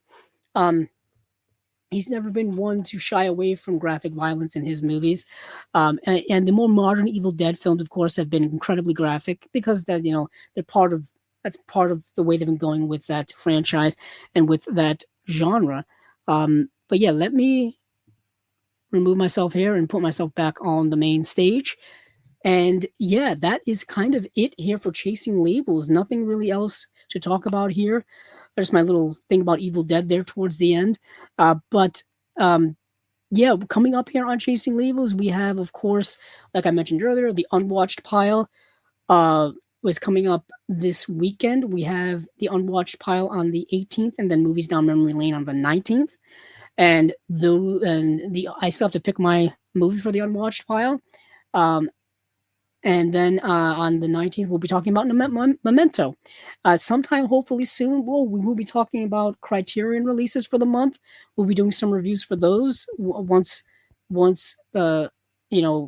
possibly. Oh, speaking of which, the Criterion sale is still going on at Barnes& and Noble.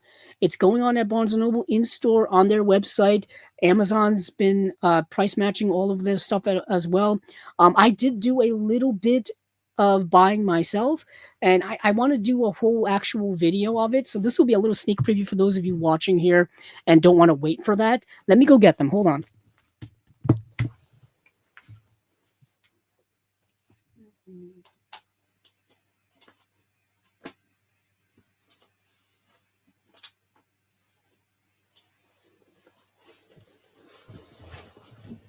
Okay. So I did get a big cup. I got about 6 of them to start off quickly here because I do have some little extra time here. Life of Brian, the 4K UHD of that. Stray Dog, the 4K UHD of the Akira Kurosawa film. Hairspray, which we've talked about. We've done reviews on both of these releases, Stray Dog as well as Hairspray. House Party, the 4K UHD of House Party. We've done a review on this already as well. And Trouble in Paradise, I think we did a review of this. I think Steven got this and he did a review of it. And so those are all up here on Chasing Labels. And then Defending Your Life. This is an Albert Brooks film, which I've been really wanting to see. So many people going into the Criterion Closet have picked up Albert Brooks's Defending Your Life, and his films in general.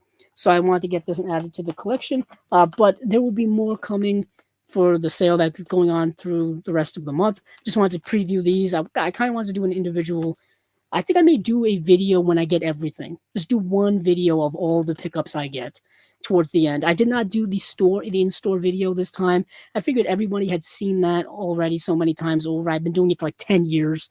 And it's the same setup every single time in the store. They never really do anything new or interesting. Yeah. So that's all those criterions. Yeah, that is it here for Chasing Labels. So thank you all for watching. Thank you all for listening. You can obviously watch the replay here on YouTube. You can listen to the audio here on YouTube. The audio is also available on pretty much everywhere podcasts can be found: Apple Podcasts, Google, Spotify, uh, any of those other places. Yeah, stay tuned for the other things we've got going here on Chasing Labels. And hey, keep on watching those movies because I know I will.